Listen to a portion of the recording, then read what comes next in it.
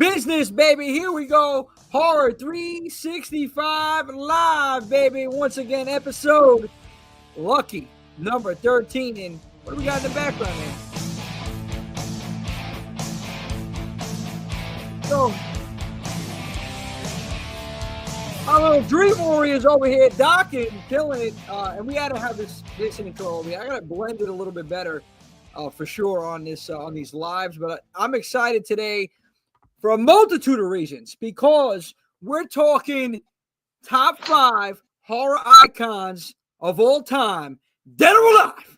It's going down as per the Horror 365 family. But in addition to that, we got a very special guest. He should be joining us momentarily, Mr. Ken Sagoes, my good buddy, Ken Sagoes from A Nightmare on Elm Street. We're going to talk about his upcoming, well, it's not even upcoming, it's already out, the short film. The trailer's out. We're going to show the trailer. I'm trying to make sure that we have everything. Yeah, I think we got it uploaded somewhere here. We got the trailer going to be going out here. And we're going to be talking about Socrates. Ken Sagoes is like really super passionate about this project, and I want him to speak a little bit on it. So he'll be joining us for about 10 to 15 minutes. And Swift, I'm looking over here now. Let's start seeing who we got, who we got up on this right now. What's up, everybody? Section. Always like to see what's going on in the comments before we get this rocking and rolling.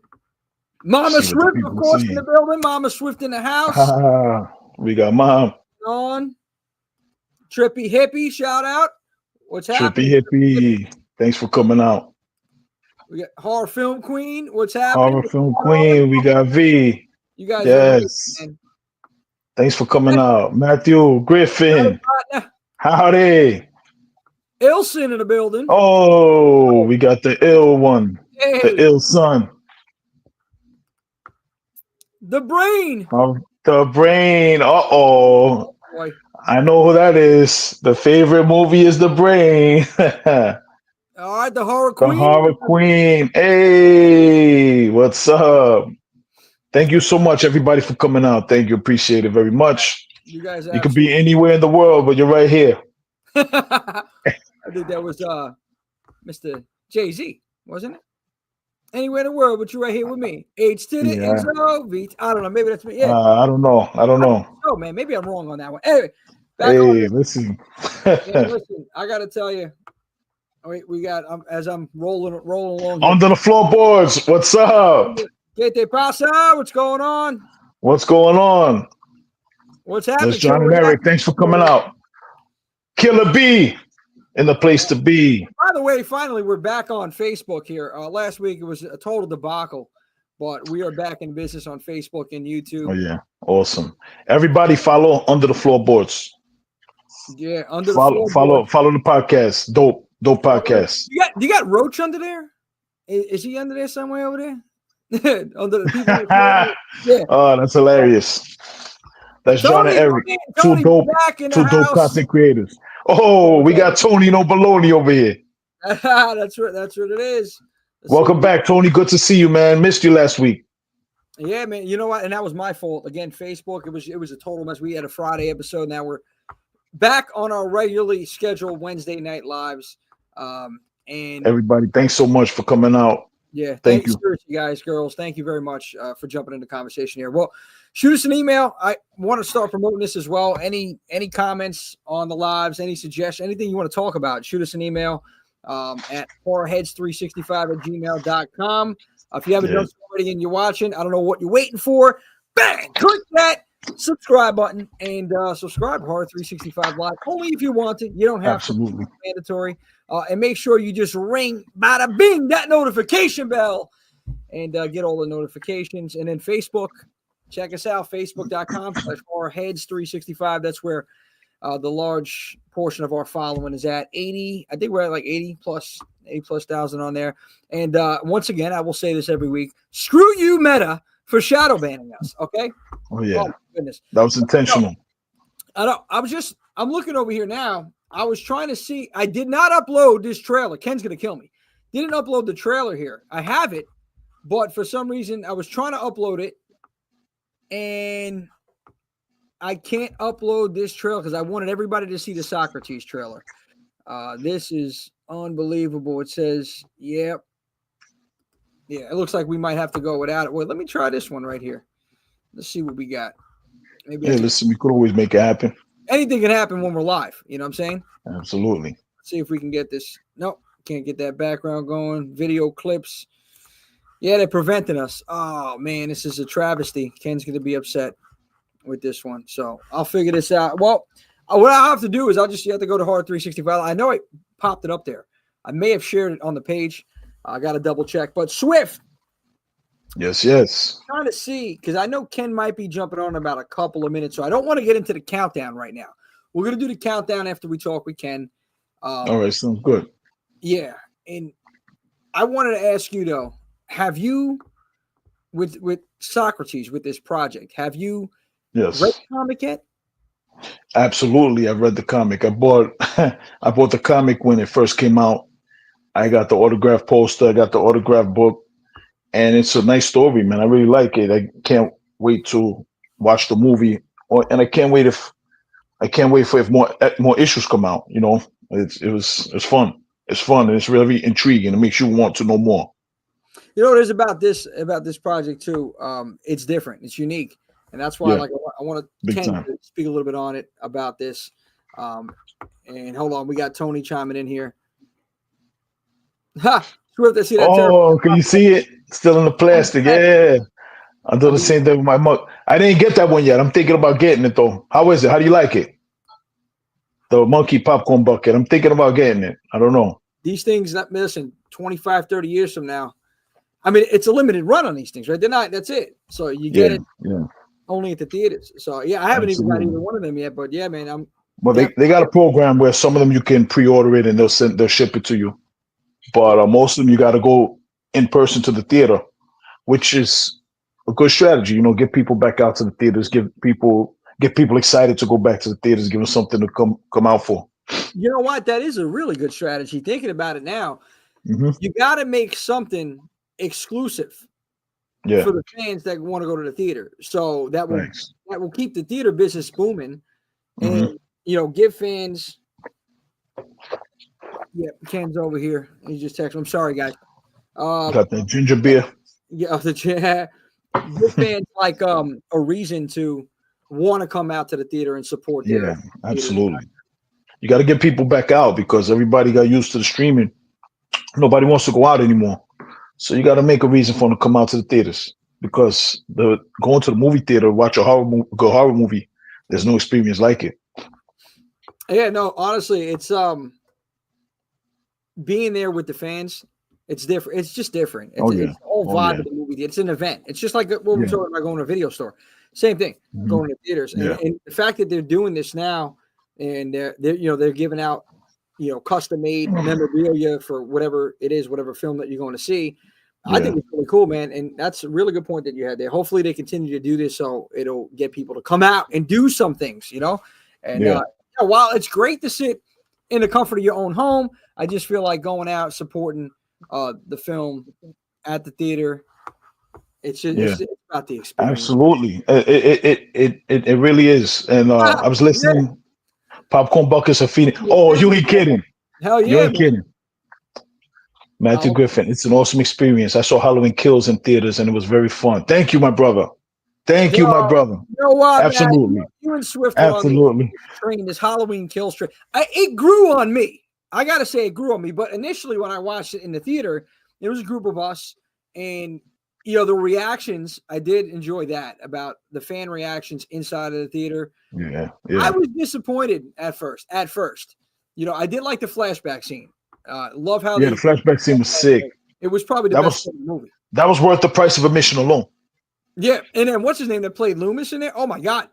Oh yeah, like he was alive. Oh yeah. And I gotta say, that experience there with the fans and the different reactions, and then it's like after you heard Anthony Michael Hall saying "Evil dies tonight," everybody before the movie even ended, everybody was just they were done. Yeah, they were done with that. So wait, I think right now, guys, we got Ken Sagoes joining us. Let's get him on here. Ah, there he is. We got the one, man. the only Ken Sagoes. My man, how are you, Ken? I'm Welcome, doing welcome. well. I'm not good at this streaming stuff. I tried to put up Socrates, but I I'll did see, it. There you go.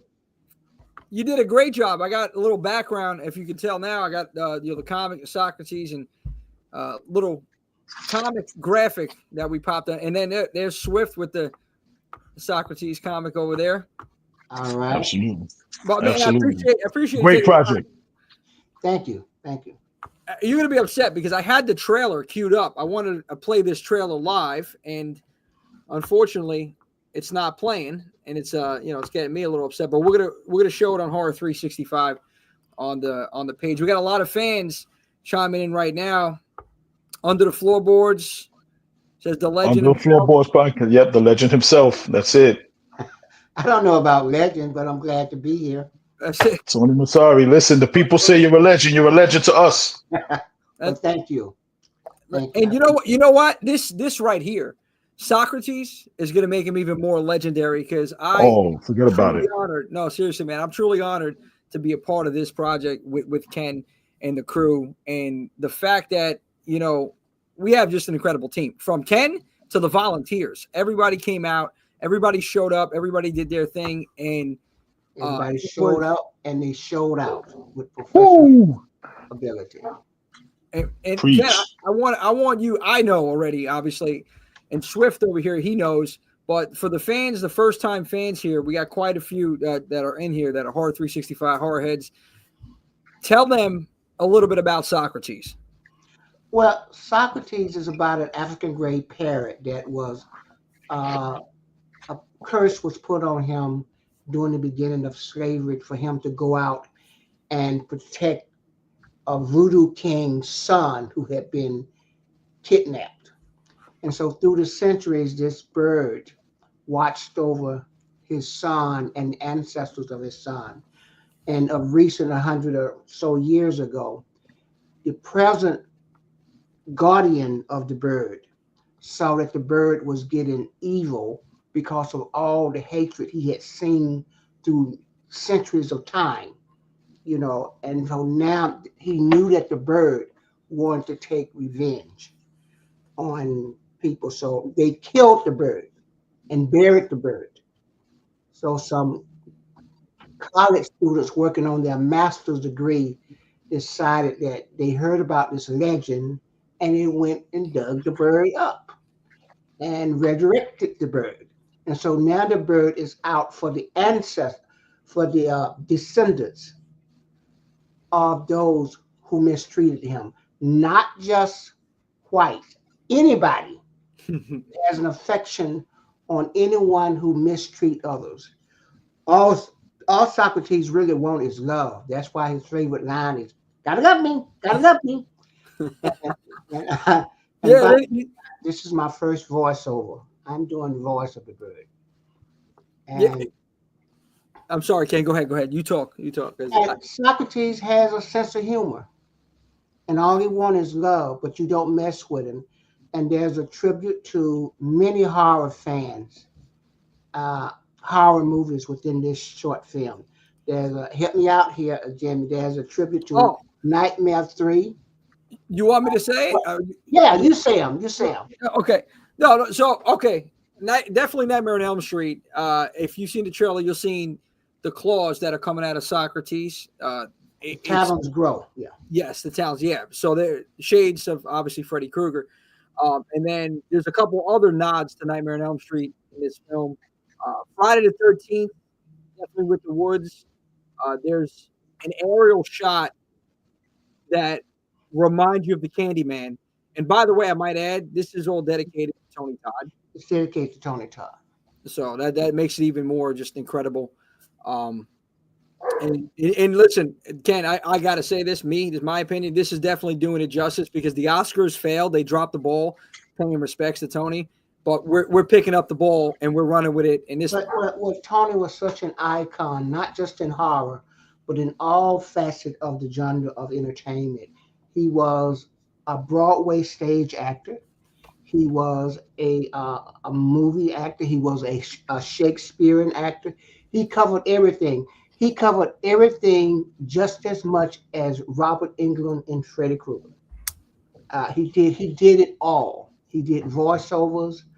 And he also looked after me in my beginning years of the during the conventions. So, and I shouldn't. Well, I'm going to say this. He was going to do the film, but because he got sick, he couldn't do the film. And so that is another reason that I make this here dedication to him. This also is a dedication to Alfred Hitchcock, who I had the honor of meeting in my younger years. It's dedicated to Wes Craven. There's a part in there that, of course, Nightmare on Elm Street itself, with the claws coming out, is Wes Craven. And there is, William Marshall from Blackula. You Hmm. know, Socrates' voice changes. And then there's Edgar Allan Poe. There was a great poem in the beginning that Socrates says at the end. And so let me say this to all who watching me. If you're like me, you're tired of seeing these remakes. So I wanted to write something that was fresh and had a story to it. So we could have a new villain in town. And Socrates is certainly a new villain in town. Now, this short is not only a horror film, it's a dramatic film, it's a thriller, it's an adventurous film, Oh yeah. it's a love story in it. It covers everything. It got some wonderful special effects. You got a little Star Wars in there at the end, right, Jimmy? Yeah. I see that. You got a little Star Wars in there. You took a pot. You took a cauldron, Ken. You threw everything in that cauldron and you mixed it up, and you got something special with this. And I can speak on it firsthand because I was seeing parts of the movie that were being filmed, and the acting. The acting is incredible. The acting is phenomenal. The Yeah. acting is phenomenal. Every one of those actors, I can promise you, especially the young ones, they're going to be award-winning actors in the future. I think we got a little Denzel in there too with Francis. Oh yes. Yeah, we got a little Denzel in there, and we got two very talented Broadway actors in there from New York. Yeah. The two old ones, they're Broadway actors in there, and they did this only because it was a good story. And that's shout out to Preston and Marjorie. Yes, Incredible. yes. Yeah.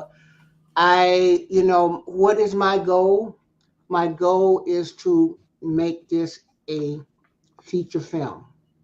So in a feature film, and so right now, I'm diligently trying to get it out there. And I got it out there to 2 or 3 film festivals, and within 4 days, we got 2 awards. 4 days, 2 awards. 4 days. Impressive. So, It's only the beginning too. Ken, I want to go to some of the comments that people are chiming in over here. So let's go to Horror Queen says, "Oh, Ken, sweet human." Thank you. Horror Film Queen. She got a crazy tee. I want to know what kind of tee that is. Horror Film Queen says she got a crazy t-shirt with you on it. Thank you. Under the floorboards, we have spoken. Yep. Under the floorboard says we have spoken. And then Horror 521 says respects to Ken. Thank you. Matt Griffin says I'm not worthy. Bow repeatedly. This sounds effing nuts. Under the floorboards. Horror Film Queen added to the watch list for sure. Yes. Trippy Hippie Tony Todd was an icon. Yep. Yes. Yes, indeed. And I know you all are giving me these wonderful accolades, and I appreciate them. But anybody knows when you see me at the convention, I don't really think that I am the hero or whatever. I think it's you. I am who I am because of all of you. So I like to say thank you. If I don't do anything, I want to thank you for making me who I am. They're keeping me out there after almost 40 years. for keeping me out there. But I also I did 3 short films. I set out to do 3 short films 4 years ago to show myself as a writer and director. By the way, I used to be a staff writer for Paramount. Most people don't know that. And I do have an Emmy, a Cable Ace Emmy. So I've been a writer, but now I want to come out there and do my own thing as a director. The last 2 short films I directed, they won over 100 awards. So I want to save the best for last, and this is horror. This is kind of like, I want to say thank you, horror community, and I did this for you, and I want you to help me make it go to the next level. We got a lot of film festivals coming out there. That's where it's going to be, in film festivals. But I don't know if Jimmy told you, if you want this, it was first a comic book. I think they have it, a comic book. The comic book was really great. Now you can go to the SagosCompany.com and you can order that comic book, and you can order a poster, whatever. And if you order the comic book, I'll send you a free poster. I signed it myself. That's a value of almost $100. There it is. Yeah, you're not lying. There it is. I got it. I mean, I also want to tell you this also, because we still have. I know we're trying to take this. You're trying to take this to the next level, and make it a feature film. And I preach this, and this is something that I just want to tell everybody here. This community, we have the best fans. We have the greatest, most loyal fans in the world. This is. I've been for a lot of communities, but this is it, horror. And what I'm saying is, guys, if you love this, if you love horror, if you love Ken, if you love Nightmare, get out there, support any, and this is me saying it, any contribution can. I don't even know if you have the GoFundMe up there. Let's make this. You can go to the SagosCompany.com. Okay. And you can order a comic book or make a donation. And for most of you all who don't know, I also pay for kids' books when they go to college. And I send kids to camp every summer. Well, that's also part of. Love that T-shirt. Yeah. Guys. I got Johnny. Just late to the party. Johnny, that's another Horror 365 family member. Better Johnny. late than never. Also, I want to go to Paige Ann. I want to go back to one of the comments. Paige. This is fantastic. Ken, you are 100% a legend. Thank you. And, this is Johnny, thank you for jumping on here. But, Ken, that's another thing. What you do is people may not know this as well, for the Giving Back Corporation. People can look up on this, that you put kids through school. I put over 1,000 kids through school. That's commendable. That's incredible, too. I helped. And, and I like to say, because that's where 80% of my funds go when I do the conventions. So I would like to go just a step further and say, I didn't help a bunch of kids go to college. I think the horror community helped me to help them go to college. So when you come out and you buy something for me, I give it back, but I got to be a little selfish now that I need to work on Socrates. You got to put a little jingle towards the project. You got to put a little jingle towards the project, Ken, because you know what? And you're doing this. The crazy thing is you're doing it out of your pocket, other than what was raised. 90% of it out of a pocket that I had. Well, there's a couple holes in there. I know that, right? Yeah, a couple of holes in there. I'm digging. I find some lint. I was looking for the couple bills. I couldn't find it. But this project is John. I like that shirt. I'm gonna go to that shirt right there, John. Represent. I had to show Ken my favorite T-shirt. Thank you, John. Thank you, John. Send me a picture what you want it. You got it. No. John, we were just we were just talking to Ken. We were just talking about Socrates. I had the trail lined up. I'm gonna pop the trail up on Horror 365. And I'm just trying to spread the word out because now's the time. We're getting into film festivals. Yeah.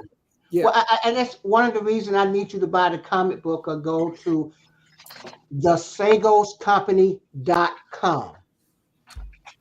Thesagoscompany.com. My last name, company.com. And just buy a comic book. If you're not, just make a donation. because I'm trying to get it in every film festival that I can.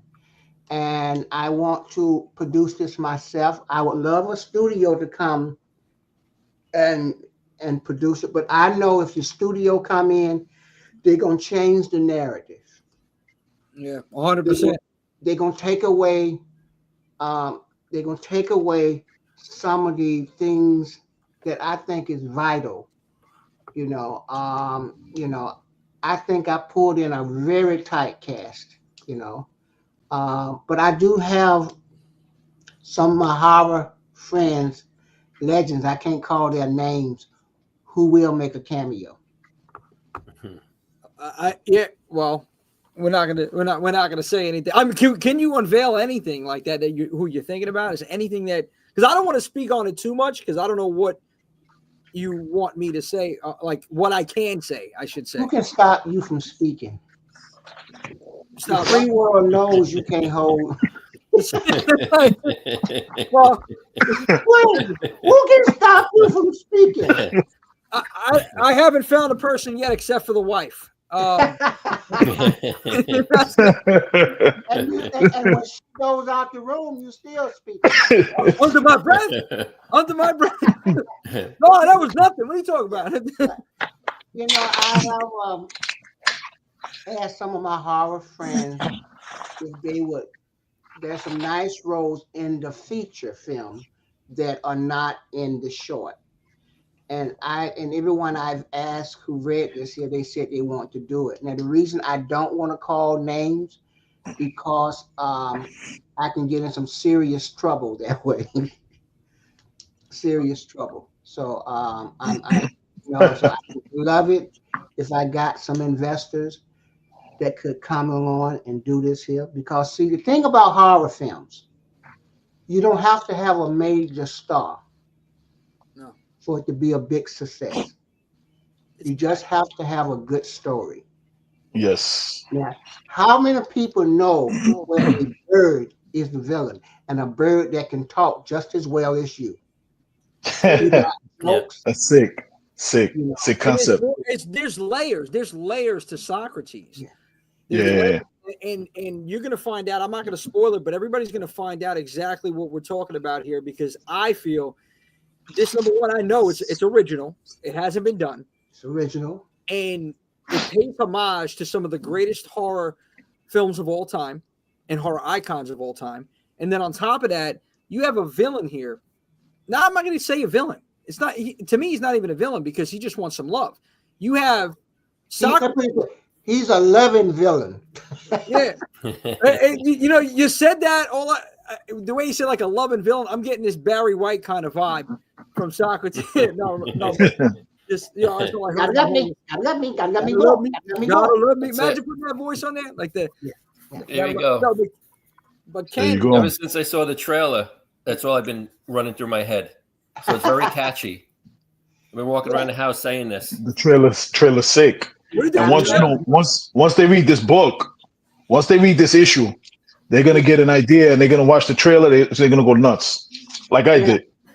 Can you open the book? Absolutely. Can you go to the page where it has Moses on it? Absolutely, I definitely will. And if you go and have Moses on it, you would see. Yes, if you look at that very closely, that is supposed to be Tony Todd. Yeah, right here. Yeah, everybody can see it.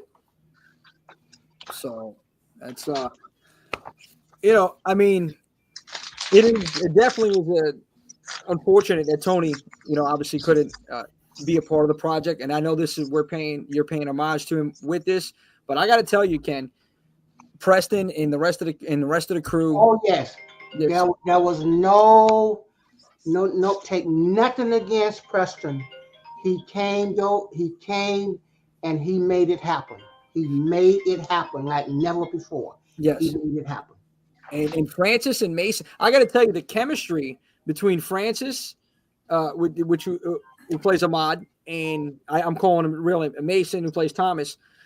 Their chemistry is incredible. And the young lady, her name slips my mind. The young lady that was in this film, her timing. I don't want to spoil it. I mean, I've seen it.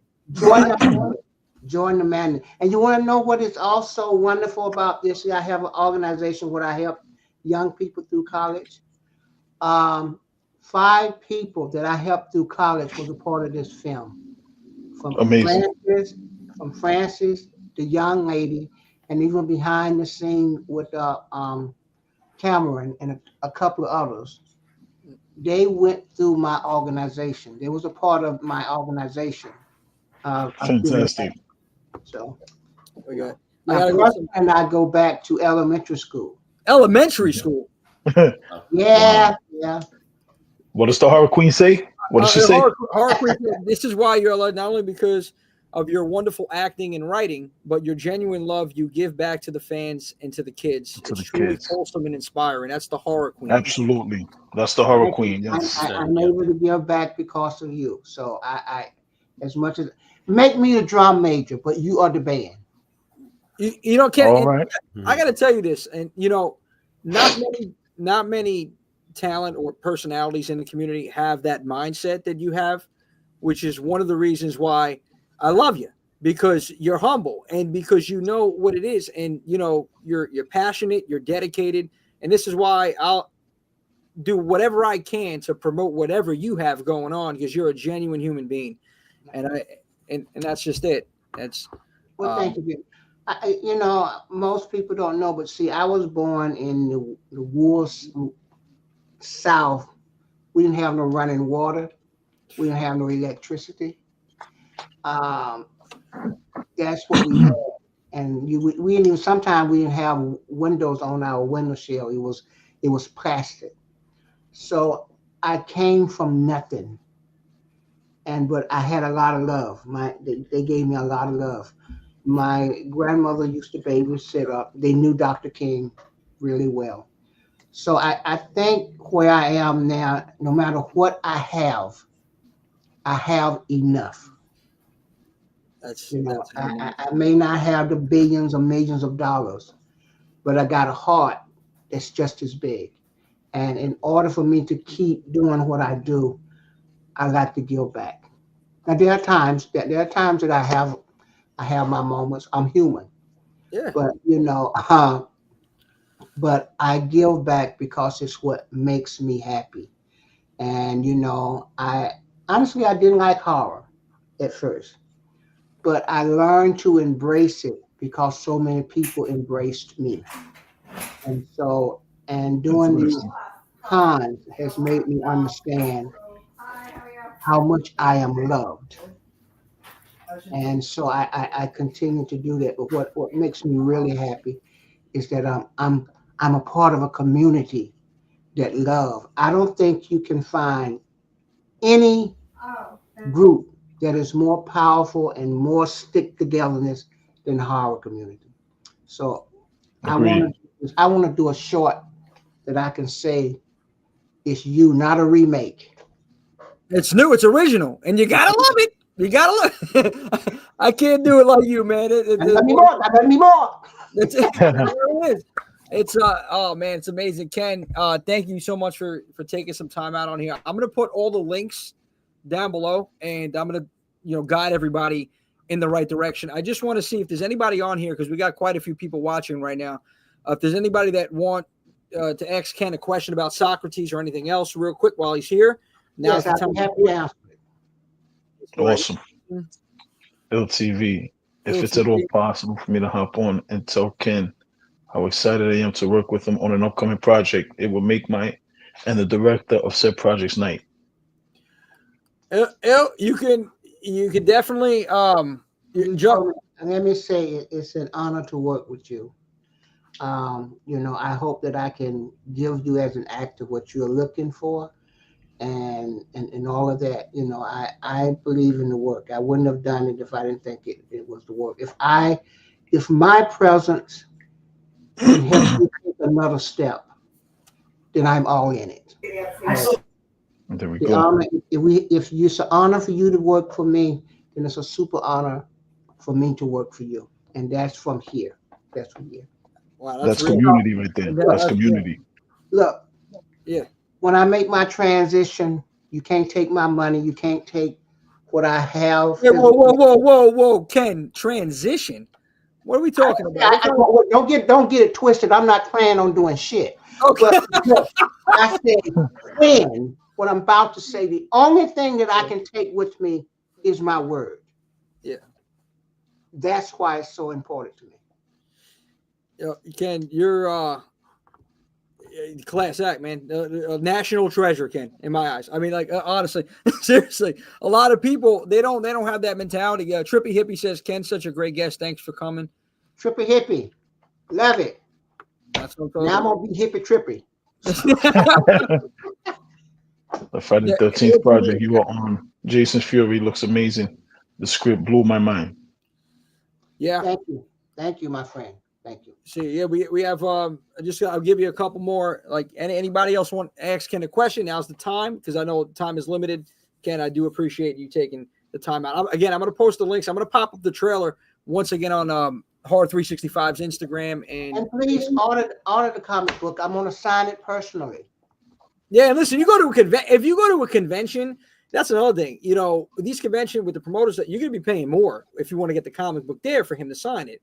Versus if you order it online, he's signing it for you, and you're going to save money like that. That's just me throwing that out there, just thinking about it.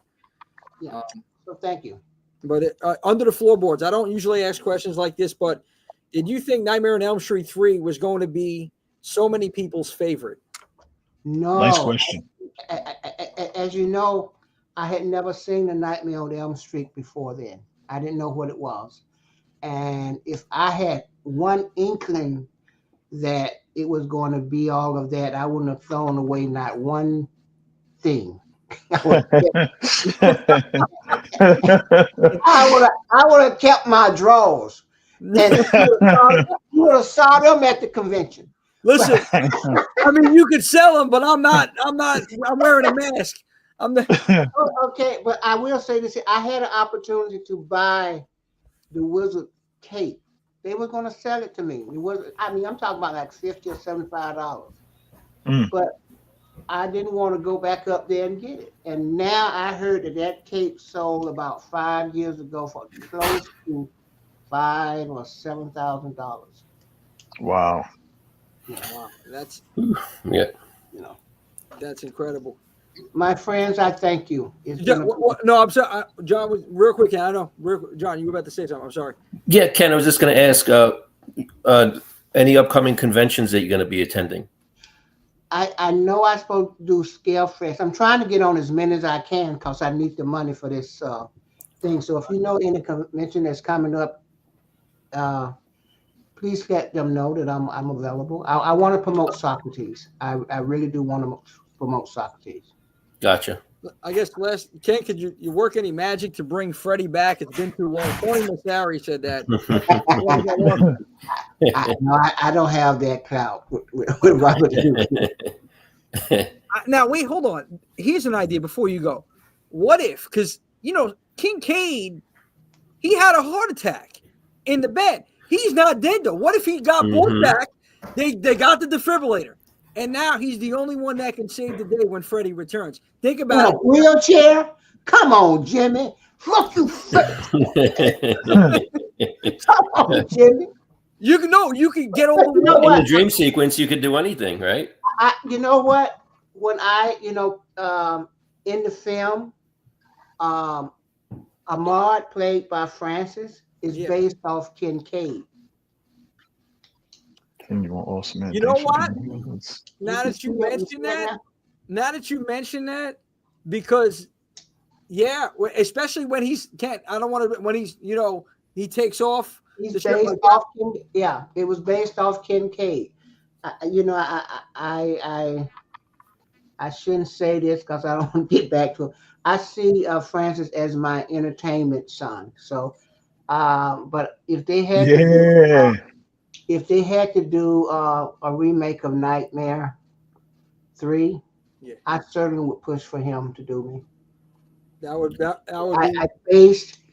I based the character in Socrates after Kincaid. Interesting. No, it shows now that you mentioned that, because I thought about it when he was, you know, I don't want to give it away, but yeah, now it makes a lot of sense. John, you were about to say something. Or did I cut you off? I was going to say that, you know, as definitely a big Freddy fan, I was really hoping to see some more interaction with you in the movie, like really giving him a hard time. You know, really was hoping to see you. You know, most people don't know. Kick his ass a little bit. Tell you guys a little bit more.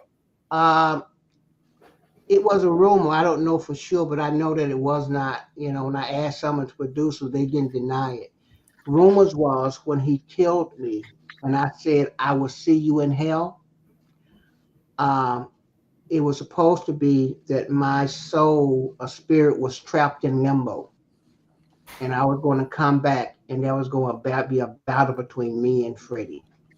That's why I said I'll see you in hell. That would have been sick. Yeah. Now, but this is why I'm saying somebody got to get a pen and start writing and get Ken back on create a new Nightmare on Elm Street. Rob can't do what he said, but get somebody else. They're talking Kevin Bacon or somebody else to play Freddy. Get Ken back in there as the savior, rounded up a new group of Elm Street kids to fight Freddy. It's a new nightmare. It's an idea right there. Because they didn't kill you off, Ken. That's my opinion. Okay. I had suggested to them that if they did Nightmare 3, why not make all of us the parents of the kids? I agree. Next generation of warriors. You got to bring in a new generation. So Francis definitely would. I would love to see Francis in that. Oh, in that role. If Kevin Bacon is busy, I got the Freddy costume. That's true. There you go. I mean, look, listen. I just want to read through these comments real quick, Ken, before I let you go. I want to shout out. Okay, Matt says thank you for being here with us. You're awesome. Horror film queen, one of the only people to try to throw hands with Freddy. That's it. It's trippy hippie. Damn, I would love to see that. Mm-hmm. And then Tony about Ken's son. Yep. And I think I got all the comments. I just want to make sure everybody on here. But Ken, listen, I really appreciate taking the time for us. I'm gonna let you go back to reality, back to business over there. I know I talk too much, and I know you told me you know what? This is the time you need to talk too much. Please don't stop talking. No, you know I can't, and that's the thing. I can keep going. The only time I need to shut up was on set, and that was a running joke. That was a running joke. You know, I remember that. Jimmy, I heard you from the woods. Would you shut the fuck up? I'm like, that's true. That's true. Yeah. I said, yep, that's it. Oh yeah, because they would be 25 yards away, and I would hear Jimmy. hearing problem. Oh man! A couple times I said it, they said, "Well, Jimmy's not even here." That's the mouthpiece of the Northeast. Somewhere. He's in the next town. It's that lasting impression that it's like trapped now from all those audio messages, probably. I don't know. But anyway. Thank you guys for hosting it. And Jimmy, please put that thing up where they can order the comic book. Yeah, absolutely. Thank you so much. All right. Ken, thank you, Ken, so much for coming, man. Appreciate it. The comic book is awesome. The trailer is even crazier. I can't wait for everybody to see it. It's going to go nuts. Yeah. Thank you. We're all fans here. We're here. And remember one thing. Gotta love me. Gotta love me more. That's it. Take care. Great to see you, Ken. Thanks for coming. Oh, that was awesome. Yeah, that was awesome, man. A lot, man. I talk way too much. Wait, yes, I know. Mrs. I can talk. Well, guess what? JC. That comment, we're live, and anything can be said live. So when I'm done with this, get ready. Telethon in the house. I'm not going to stop promoting all night long. Anyway. All night long. The battery's still on full. Oh, that's man. it. Man, everybody was awesome, too, in the comments. Yeah. Tony, I think you talked. I hope that wasn't me. Yeah, maybe. Yeah, I was was a schoolboy. Yeah, man. It was being on set. It was. I love that. I love creating content. You know, you guys know this. Just creating things, taking, whether it's original, whether we're taking, all of it's original, but like taking characters from horror. And She they put is. these skits. There it is. What is that? Gold Peak? Is that iced tea? Yeah, swig of water. Why not? Unsweetened iced tea. That's it, man. I was dying, Tony. Yeah, because I got the ginger beer over here. I had flashbacks, Tony, from on set. That's why I was laughing so hard, because I remember there was a couple times Ken was like, they were trying to film a spot, and I was all the way in another, and I'm just babbling about something, and I hear him, Jimmy, you shut the fuck up, and I'm like, oh shit, you can hear me from here, and then everybody was like, team members behind the scenes, they were laughing. So I just had some flashbacks. Can't say I never heard that myself. That's I can't say much, but I promise. You haven't seen the last of Kincaid? Kincaid. Let's go. Ooh. Ilson dropping bombs on the the chat. Listen, that's what I'm talking about. Yeah. The best water in the world. Well, not really. It's just I don't even know what this is. This water is. I got to get a better filter. This is anyway. Costco's or Sam's somewhere. Well, yeah, we're drinking some sort of something tonight. So anyway, guys, I know we're gonna get back on track here. I just want to let everybody know that we're gonna be popping up all the links, everything below after the live is done streaming. I'll put that in the description on YouTube, and then on Facebook, I'll put it in the comments section as well. I appreciate everybody chiming in to that. So yeah, definitely. Thank you for that. Thank you, everybody, for jumping in. Yeah, thank you.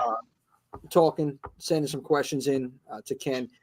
We had a limited time with him, so now he's very busy at the moment. But he took a little time, talk about Socrates, get that promotion out there, and just support it. I always say this too, and Tony knows this. Teamwork. He said it earlier. Teamwork makes the dream work. Yep. We come together. We do what we do. Every dollar, anything. There's no contribution too small. For something like this, we're trying to grow awareness to this project. I believe in it. Ever since I read the script, and I spoke with Ken way before this was even in production, he had sent me the script and said he was making a comic book. I said, okay, I read it. And I'm like, this is original. Like, I haven't heard nothing like this. It's different. And that's what I like. I like something different because, we're all tired of remakes and the same kind of stories, even if it's not a remake, even if it's quote a new film or original, they're taking concepts from older movies. This is something completely different, and that's why I got behind it. And it was well done, written, and I definitely enjoyed it. I enjoyed being on set watching them film. So I'm excited for you guys to see this. I watched it's not even finalized because they're still adding the composer's still adding some music throughout the film, but I watched what already is completed, Socrates. The short is around, I'm going to tell you guys, around 35 minutes long. And that's lengthy for a short film, but it kept me locked in the entire time. And to do that for me, when I have like undiagnosed ADHD, and I'm always, that's pretty damn good. So it was great. It was great. I can't wait for you guys to see it. I don't want to spoil anything. Matthew Griffin. Right. Becca Holt, what's happening? Becca Holt, Barbie girl. Hit that like button, Mama Swift. Hit the like button. Yes, hit the like, please. Under the floorboard. Sounds like it's more of a proof of concept. Yes. Yeah. And it's for sure. For sure, that's pretty beefy. But I heard nothing but good things from everyone who said about it. That's the man, LTV, the bomb dropper. He dropped more bombs than Funk Flex. No. But you know what it is? Ilson, by the way, appreciate you jumping on here. Check him out. You got quite a few things going on with Flickr and everything else. Make sure you check out LTV. He's jumped on here a couple times. And I would have added you on the conversation with Ken, but I knew he only had limited time as well. So that's why I wanted you to drop some stuff in the comments. I appreciate you chiming in. And we're going to get rocking because, guys, we're talking top 5. We got to transition here. Top 5 horror icons of all time. And, top 5 dead or alive. I'm doing a lot of talking here. So I got to ask a question. We'll start out with Swift and John, and you're next. Swift, what up? Horror icons and legends, who is the first person that comes to your mind and why? The first person that comes to my mind when I think of horror icons is Dracula. Okay, why is that? Yeah, Dracula is a character that it's one of the first characters I remember as a kid, and iconic character. Like he personified everything that we know about vampire lore today, as far as pop culture is concerned.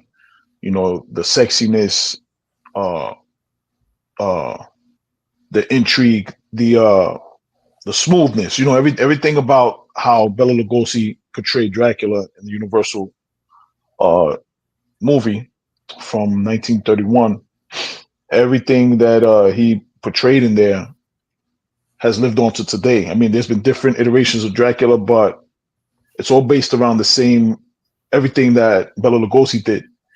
And to this day, Dracula is still a very strong character. They're still coming out with, Castlevania. They have a Dracula series on Netflix. There's always Dracula movies coming out. Dracula Untold. There's always different iterations. Dracula 2000. He's endured, the test of time for the cinematic purpose. I know it was a novel, but as far as on screen, Dracula to me is the first icon, the first character I think about when I think about horror icons. Yeah, listen, that's a good one, man, and that's good because I didn't think, honestly, I didn't think that you were going to say Dracula. What about you, Johnny? First person that comes to mind and why? Horror icon. So yeah, ooh, okay. So I'm going to be a hot mess on this one. When you said top 5 icons, I'm thinking, well, is it? No, I'm thinking writer, producer, director. Right, Swift. We were talking about this a little earlier. Character, creature. I'm like, oh my god, it's too generalized. But when I think about horror, like generally speaking, so let's say generally speaking, I'll think, yeah, I'm with Swift on that one. I think of Nosferatu. I think of Creature from the Black Lagoon. I think of the Bogeyman from Watch of the Wooden Soldiers. Yeah. So those always, of course, immediately pop in my mind because they're classic. Like Swift said, they've kind of laid the groundwork for a lot of the movies to come and a lot of movies that are being made today. So yeah, and then of course modern day or 80s, Freddy. I mean, any of the werewolf characters, from the classic movies, I think of all of them. So I know I'm kind of all over the map here as usual, but yeah, it's very hard to narrow down any specific.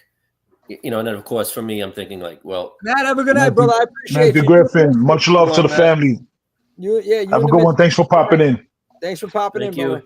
Trippy Hippie, good night. Thank you so much for Trippy Hippie. Thank you for coming in. Thank you. Appreciate you. We got a couple. Much love. By the way, she says top 5. Maxine, OG Nosferatu, Maxine, Pennywise, or Ghostface. So hard, but we can just like. Okay. That's nice. Another blend of classic and modern. Yeah, horror from Queen. Definitely Dracula. That's a fact. Michael and Freddy and Jason are obviously stars, but there's so many. Carrie with her remakes, 100%. And they're making a new spin-off. This is hard. Yeah, it is tough. It's tough, but I'm happy to see everybody's picks. Yeah, no, seriously. Wow. And then Tony says these are different eras. Yeah, that's true, Tony. Good to see you, Tony. Yeah.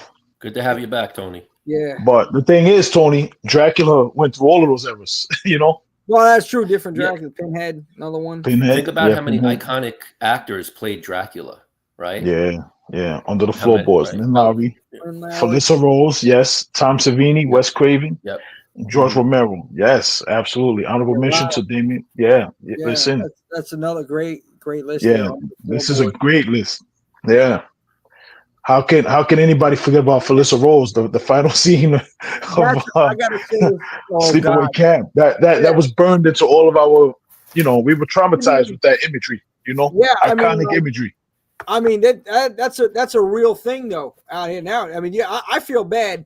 I'm sorry, I'm gonna go on the record and say this. If you're single out there, you gotta know who you're getting involved with. Like if you I mean, this is no offense. I have nothing, I love everybody. And I also hate everybody equally. No, I love you all. I do. but you know, like it's tough out here because I had a friend of mine. And I had to say this because a friend of mine had told me he's a single guy.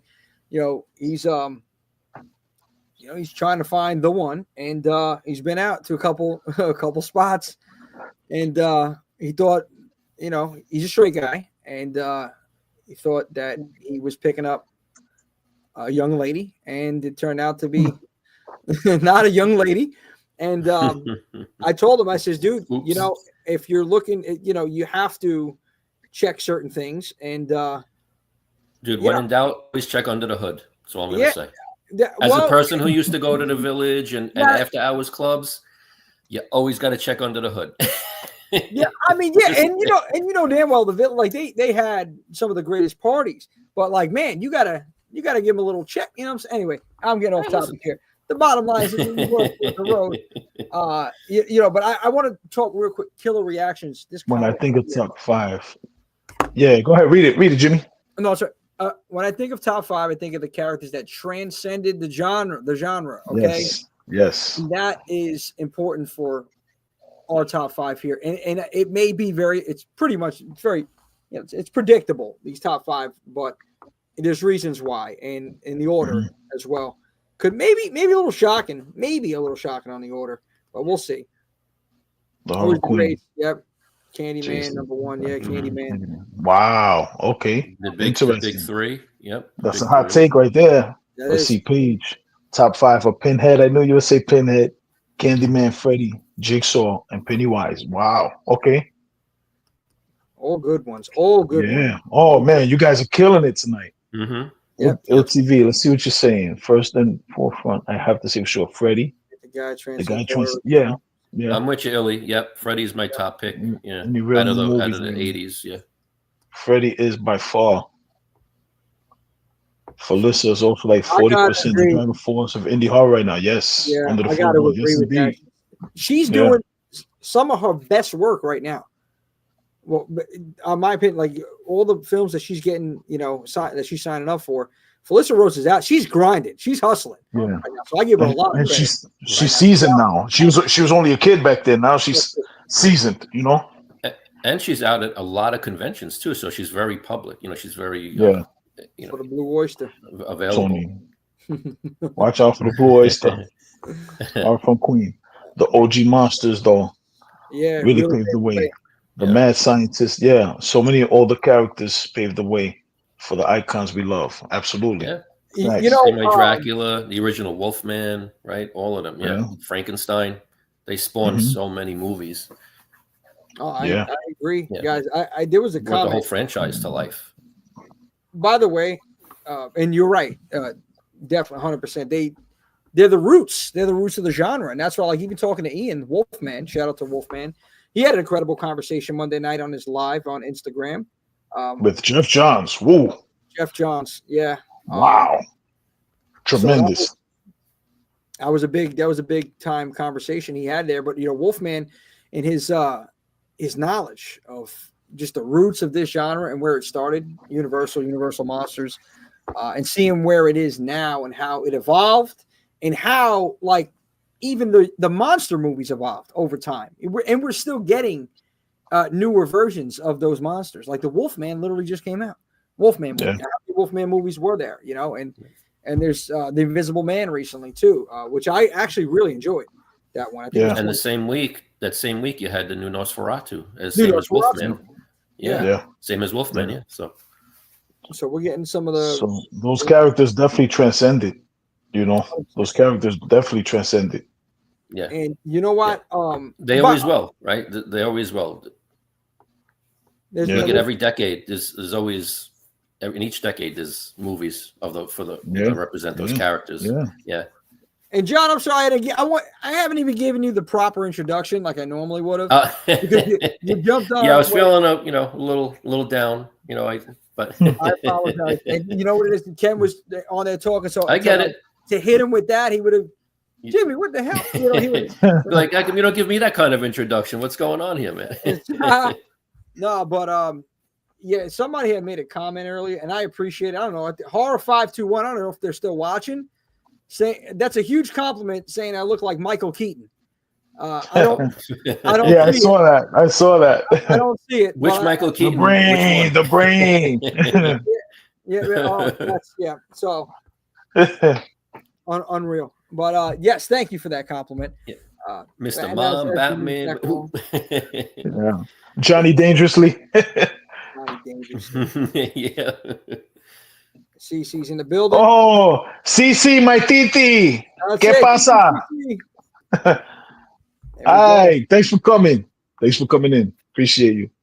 People who don't watch horror know Yeah. who Freddy, Michael, Jason, and Ghostface is. Absolutely, they do. Yeah. Yeah, that's 100%. Yeah. And Speaking about transcending, those guys certainly have. Yeah. Oh yeah. That's why I picked Freddy. There's Freddy, constant refreshes to the OGs, but Freddy really is untouched for 15 years now, and you still know who he is. Want to get No nuts? Let's get nuts. Wanna Come on, Tony. get nuts? Let's get nuts. The line. We are the line. No, anyway. Yeah, we are the line. You know, I did an April Fool's joke. I told somebody I'm done. I'm retiring, and they said, "What do you mean?" I said, "I'll never retire." Yeah, I'll never retire. But anyway, we got to get into the top. Yeah, let's see what's going on. So, here we go. Number 5. I'm gonna pop it on here. It's Chucky. Yeah, I got he's in my top 5. Yeah, I got him in mine. He's in a couple top 5, and yeah, I got everybody's list here, and I kind of put it together, and it was really, really close for a spot number 2 and 3, and you'll see that later. Because spot 3 almost got 2, and well, anyway, spot 5, Chucky. Now I know what some people may be thinking. Some of you may be like, "Oh yeah, definitely," and some of you may be like, "What? Why?" Yeah. I look at it like this. Chucky's been, talk about again, transcending, right? So 1980s, 1988, the original came out. The second film, 1990, which I think is my favorite from the franchise, most people's favorite. I know it kind of went off the rails a little bit. It went to 3, and then The Bride and the Seed. But then, fast forward, we're in I think it was 2013, and here comes the Curse of Chucky. In I believe 2017, I'm not sure when. The Cult of Chucky came out, and then the TV show. And really, I think that's what did it. The fact that a lot of people on the team put Chucky on their list because of the TV show. So, yes, you got to give old Charles Lee Ray his credit. Playtime not over yet, Andy. Yeah, he's endured all those decades, and you still listen. You go to the conventions. We go to the conventions. You see Chucky and Tiffany cosplays. Like, people still love those characters. Yep. I have him on my list, but that's because of how relevant I see he still is. I wouldn't put him on my personal list, but as far as enduring and the public, with the consciousness and everything like that, I had to put him on the list. Like, I had to. I agree. What about you, John? Yep. What do you think about Chucky being number 5 on the list? I can understand why. Like Swift just explained it. It's remained relevant. There's a lot. This still has a huge fan base. I like the movies because, like I said, they're all over the place. I like Bride of Chucky, and I agree also with Swift that Chucky, the franchise itself, is not one of my top favorites, but it's very enjoyable, and I like it. Kind of goes all over the place. The first one is great, great cast, great movie. We talked about that in the past, so I could see why Chucky is definitely top 5. Now, I didn't get a chance to submit anything earlier, so I'll just want to throw in my vote for Freddy. So, I mean, I don't want there to be any, election rigging going on here, but well, John, I already knew. Just throwing in my vote for Freddy. If you're still tallying, just saying. I already knew you. I already knew you were going to. I guess he kind of figured just count one in for John, right? Yeah. So, Absolutely. but if Godzilla's not on that list, put in it for Freddy. Chucky's a top 10 slasher. Okay. Yeah, definitely top 10. Yeah. It kind of surprised me though that he was number 5 on this list, because that spot was almost taken by Leatherface. And it's spoiler alert: Leatherface is not on the top 5 here. Whoa! Wow. Yeah, which is kind of crazy. Well, again, I could see where Chucky has it's viable, more commercially, it's more viable. I could see, the TV show that really put it all, judging by. Yeah, that's what I'm saying. Commercially speaking, Chucky probably is a lot more viable, bigger exposure. a little. It's has some brutality in there, but not like Leatherface. So it's a little bit easier to digest. And the concept is really cool. Like I said, that whole thing where he, sends his soul into a doll, where nobody would ever suspect this good guy doll, right? Good guy is now this serial killer, right? This maniac in the doll. So Thanks. Art is rapidly approaching that status. He's definitely catching the hearts and connecting with today's audience for sure. Art the Clown, for sure. I think Art is going to be a horror icon. There's no doubt. Okay, regardless if you like that comment or not. I mean, it's undeniable right now, especially after the fourth one. I think that's what he's going to go down in history. I mean, at the very least, he's going to be the most sadistic horror movie killer of all time. He's definitely notched a place in the horror history books for sure, regardless of whether it remains relevant 10 years from now or not. He's definitely earned a place. What does Killer Reaction say? You see more Chucky Halloween costumes on Leatherface. Yeah, that tells you everything you need to know. Follow the money. I mean, and to your point, too, that's a huge couples cosplay. Yeah, for Halloween and stuff. The Chuck and Tiff. Yeah, huge. Big time. I think it's probably in the horror community. It might be the top. I've seen. Oh my God, who are they? Oh my goodness. Because I don't watch this, but I always see the Nightmare Before Christmas cosplay and then Beetlejuice cosplays. But this one, Beetlejuice, and video, this one is big time. Tiff. Yep, love Tiff. Yep.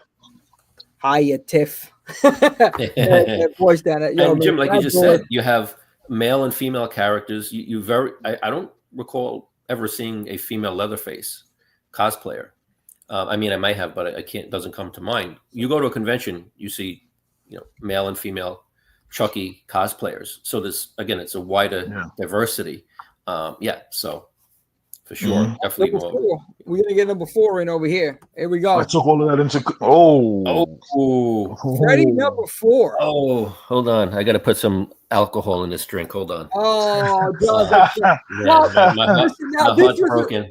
This was a surprise for me. Okay, judging by everybody else's picks here. Vodka. Vodka, please. All right, come on. No, okay, so he wouldn't be happy because he's not in the prime time slot, baby. But with Horror 365. But see, now you think of Krueger, and a point got brought out earlier, which I was going to make on the show now with Freddy. This is a guy we haven't seen a real Nightmare on Elm Street movie. Since, if you want to say Freddy versus Jason, because that's both, I mean, you could say that. But if not, it's New Nightmare in '94. But let's say Freddy versus Jason, because Rob was in the makeup. So yes, 2003 is the last time we seen Robert in makeup on camera. Okay, over 20 years ago. Nothing's been going on. Okay, I'm not counting 2010. Sorry, Marissa. But. The fact that the man is still talked about to this day, everyone knows Freddy. If you're a horror fan or not, everybody knows. And you know what it is about him that he should have made a higher spot on this? The charisma.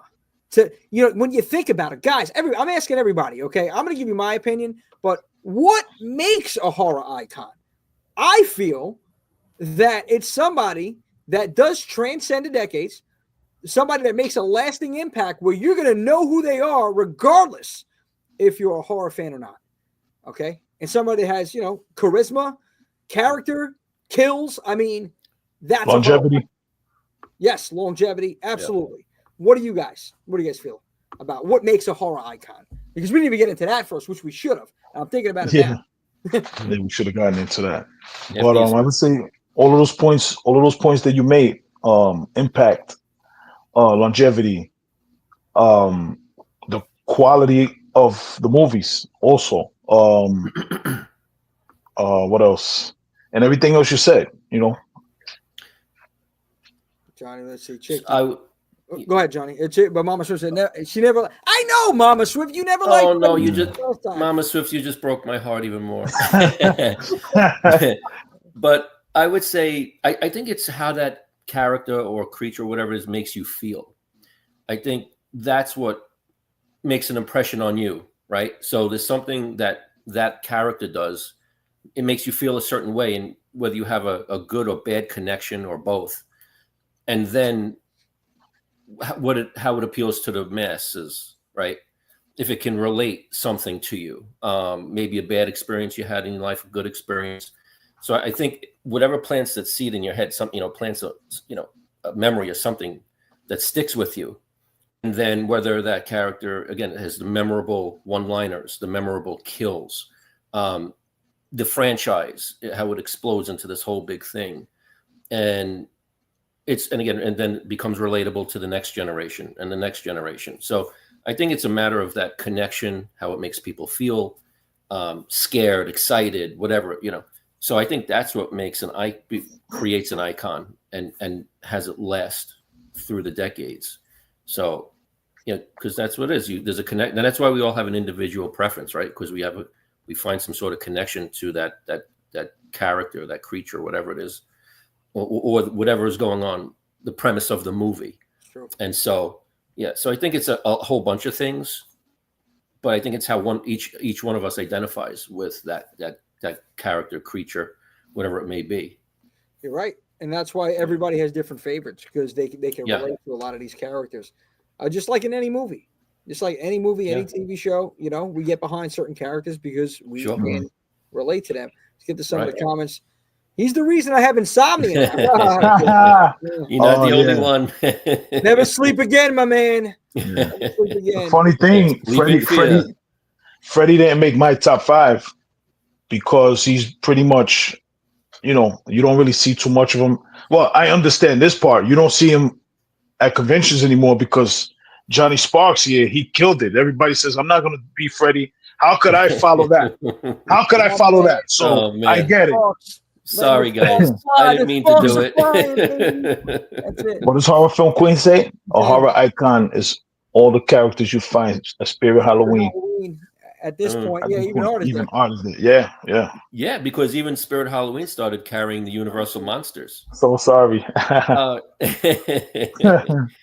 Let's go. What else we got here? Under the floorboards, the performance. Yeah, I did some films where the character still felt so real to me. Yeah, for sure.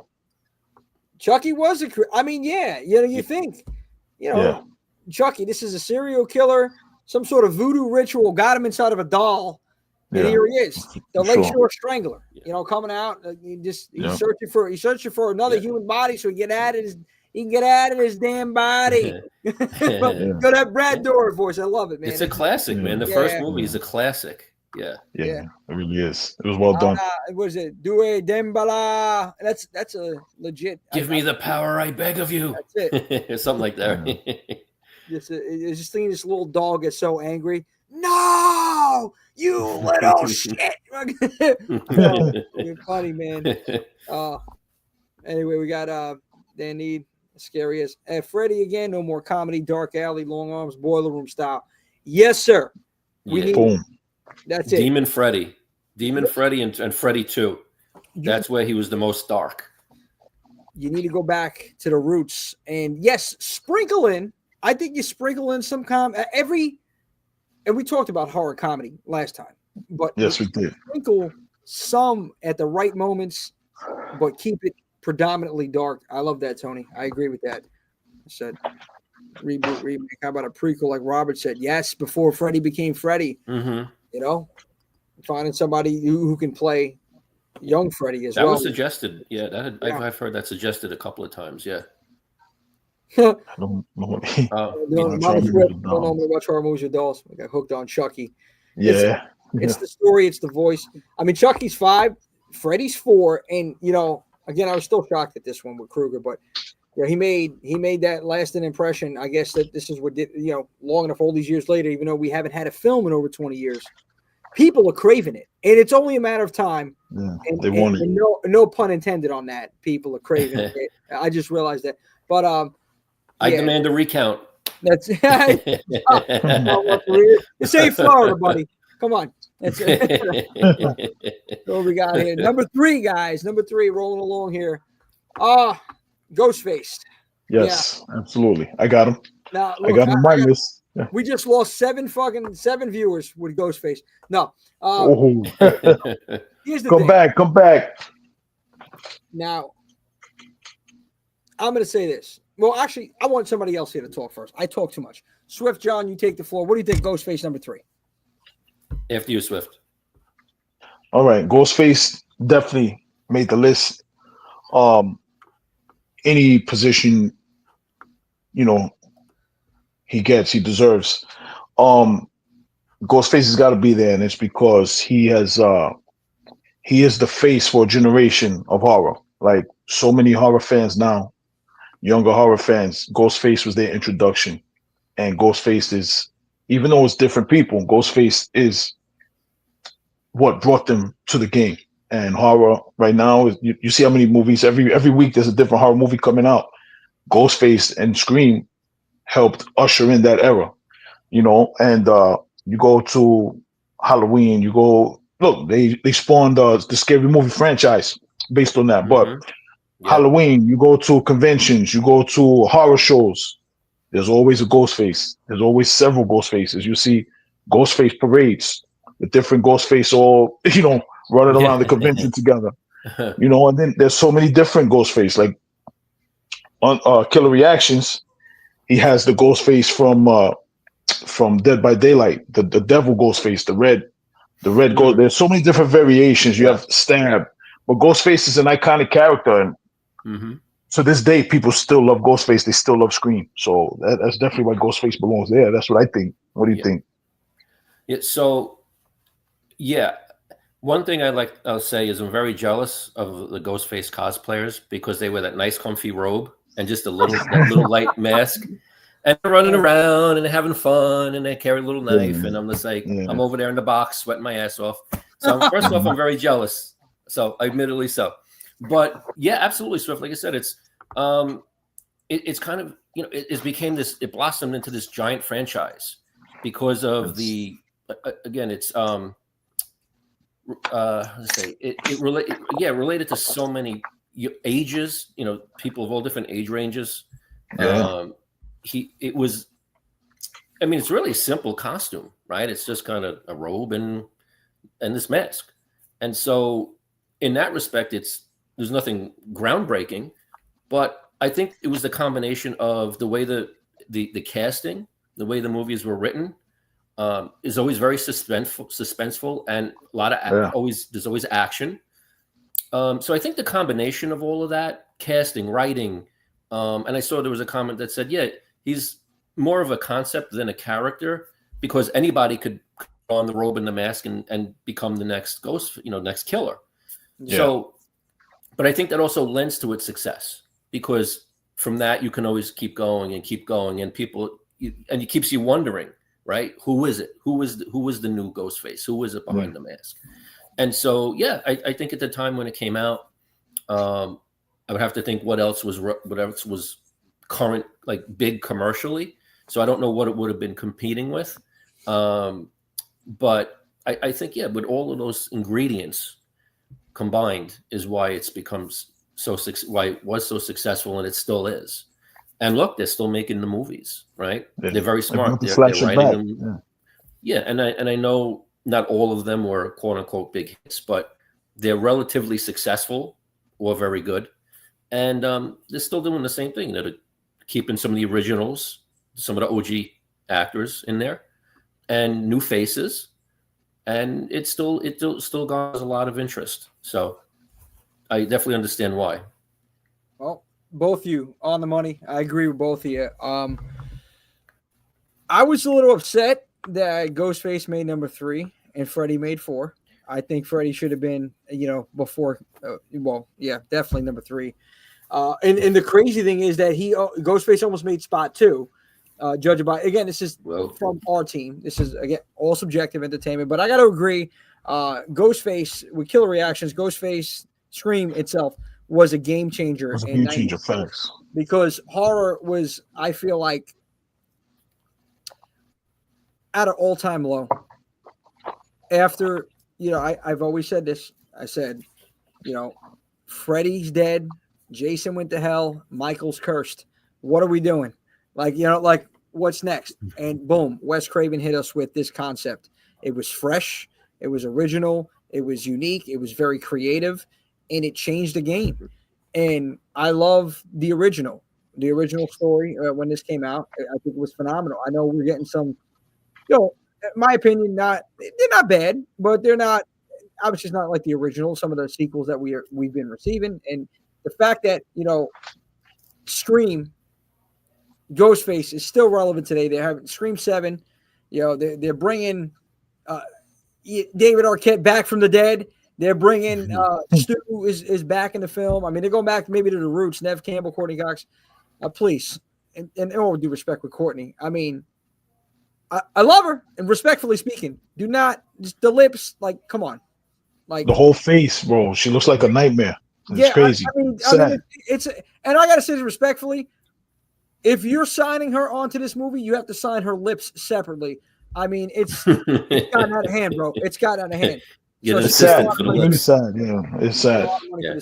You don't need to do that. Vanity, you don't need to stop it. Stop the Botox. Anyway, let's go to some of the comments here in a second. I'm going to do this in a second. Here we go. Under the floorboards, my issue with Ghostface is that it's a concept more than a character. Yeah, because it is a singular, stable character. Yes, you're right about that. It could be so many people. And it's that mystery. It's that mystery behind it. Like, who's the killer? That's the question in every film. And could be you, could be me, could be Swift. Yeah. One thing about the concept of the character Ghostface, it had an amazing introduction to the audience. That first scene, the first screen, absolutely. Taking out Drew Barrymore, the way it happened, it was iconic. That was an iconic introduction. Really was. Nobody expected Drew Barrymore to go right away. They thought she was going to be in the first scene. Yeah, she was in all of the promotional materials. Her face was all over the promotional materials for the film. She was the biggest star in the whole movie. Think about that's a great point. Yeah. Also, prank calls were huge in the 90s. Remember the Jerky Boys, Johnny Brand, all that? Oh, prank calls were huge, and like you have this guy calling up, cold calling, whatever it is. Hey, what's your favorite horror movie? That line alone, Roger Jackson. What's your favorite scary movie? Think about it. Yeah. That changed. People are still doing that. After this movie came out, that's all people were talking about, man. And I remember pranking people on the phone with the voice, Roger Jackson on it when I was. And then, caller ID, I would star 67 so they didn't get my number, back in the day. Lock the number. For those that know. This movie did it for me to do that. So obviously it made an impact. So I can't be too upset that it's number 3. I just thought, Freddie, but again, it's still relevant today. We got 7 coming out. Let's go to some. And to Swift's point, the opening scene, also, if you look at Scary Movie, if you remember the opening scene in Scary Movie, I kind of almost like that one a little better, if you remember. I don't remember it. I got to go back and watch it again. What did Ilson say? I missed it. Ilson said, does anybody recall when the Ghostface costume was just a generic costume we looked over prior to 96? Oh, yeah. Facts. Killer reaction.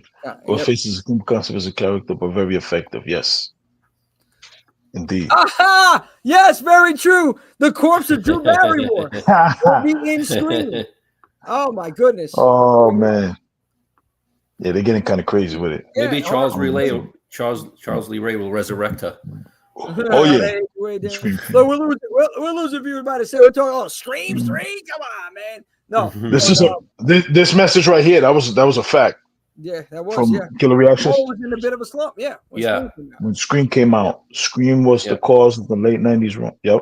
Yeah, and think about how it affected all the other movies after that. I think Swift, we spoke about this maybe a while back. It was the fact that get all the other. If you look at the front covers, and I Know What You Did Last Summer, and Urban Legend, the key art, all of the key art, all the key art just mimicked Scream. And Faculty, all these movies that came out after that. But man, there was just so many that Wes Craven came up with both of them. Yep. Scream was a love letter written to horror movies by one of the horror Yes, absolutely. Yeah, facts. That's big facts. Absolutely. Well said. I guess I'm assuming the laugh is about the lips. Drew Barrymore. Oh, Yeah. oh, okay. Drew Barrymore. Scream is live action Joker version. Listen. Yeah, looking good. Yeah, that's true. Yo, Killer B, you spitting fire all night long, bro. That's it. Hot fire. Who done it? Right. Who done it? More than Dylon. Hot fire, my man. Yeah. So, yeah. There we go. Yep. Carmen Electra. Yeah. I forgot about that. Scary movie. It was, yeah. I forgot about that. Yep. Forgot about that. Remember when he yeah. stabs her in the boob and pulls out the silicone. yeah. I forgot all about that. I learned a lot about myself that day.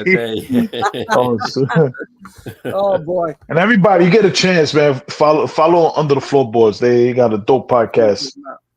Yeah, John and Eric, man, follow them. Check them out.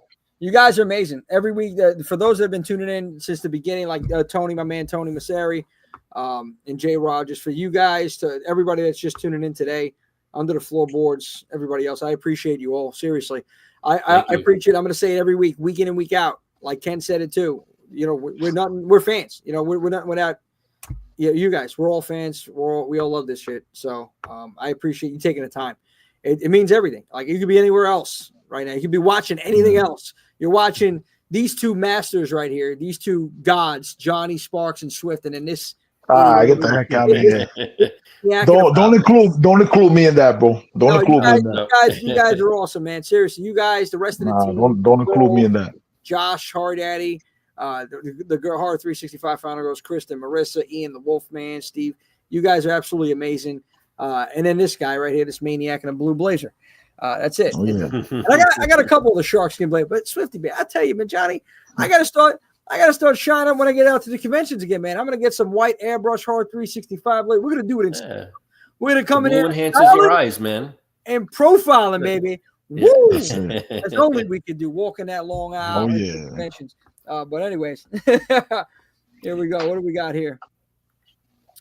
Courtney used the amulet that he gave her to go back. Tony is not playing tonight. Tony. Shout out to the He-Man. Oh my God. DTCC.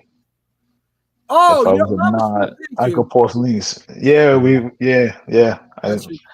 talking about that. Oh, Paige, you're awesome. Paige, baby. Love you. Thanks for coming out. Seriously, you guys, I appreciate that. I will be watching. You guys are amazing. Thank you all for sounding off. Thank you so much for sounding off. Thanks for hanging out with us. We got two more left. We got two more left, and yes, indeed. Here we go. We're gonna get to it. Number 2, Jason Voorhees. Okay. Jason Voorhees, and you know what? Come on, was this a surprise for anybody that he was going to be on the top? No, not really. Jason. Okay, so Mama's Boy. Jason. Everyone loves the Mama's Boy. You know, I mean, guilty. Was just trying to swim, couldn't swim. Okay, like me. We knew how to drown. Unfortunately, I'm still here because I just had to stand up in the 4 feet of water. He was in the lake. Put your feet down. That's it. Just put your feet down. That's all right. Stand up. Just stand. Yeah. It's only 4 feet. I'm like, okay. So anyway, Jason was in the lake. That water was deep. He didn't make it. Mom was upset. Mom got a little upset. He's like, wait a minute. You guys are fucking around? You're not watching my son? I'm going to show you right now. I got something for you. Bang! Starts whacking him left and right. Goes to the oh, yeah, here's Robbie. Come here. I'll pick you up. Come here. Get a car. It's going to be your last ride.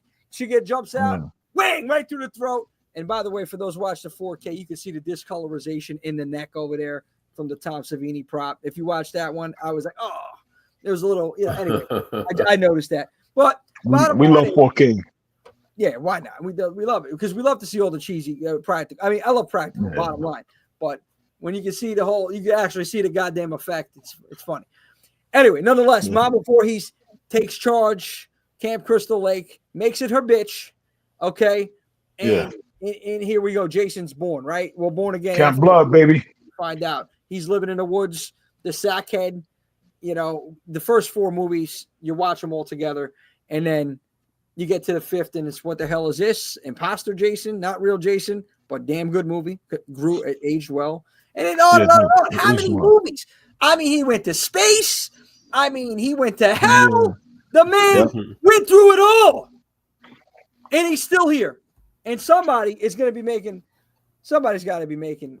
And he beat Freddy round 1. Yeah. Yes, he did. Yes, he did. I mean, or did he? Need the rematch. Wait a minute, John. Or did he? Rematch. Freddie grabbed his mask and then drug his mask. Well, we don't know what happened. Anyway, Saying we need a rematch. Yeah. The bottom line is, Jason's been through it all. This has been a series, a franchise that has dominated the 80s for sure. One shitty movie in the 90s that I liked up until recent. And then up until you saw The Hidden. up until I saw The Hidden, Jason Goes to Hell. And by the way, John, thank you for that. I seen The Hidden. You recommended The Hidden. I watched it. It was absolutely amazing. It was action. It was 80s.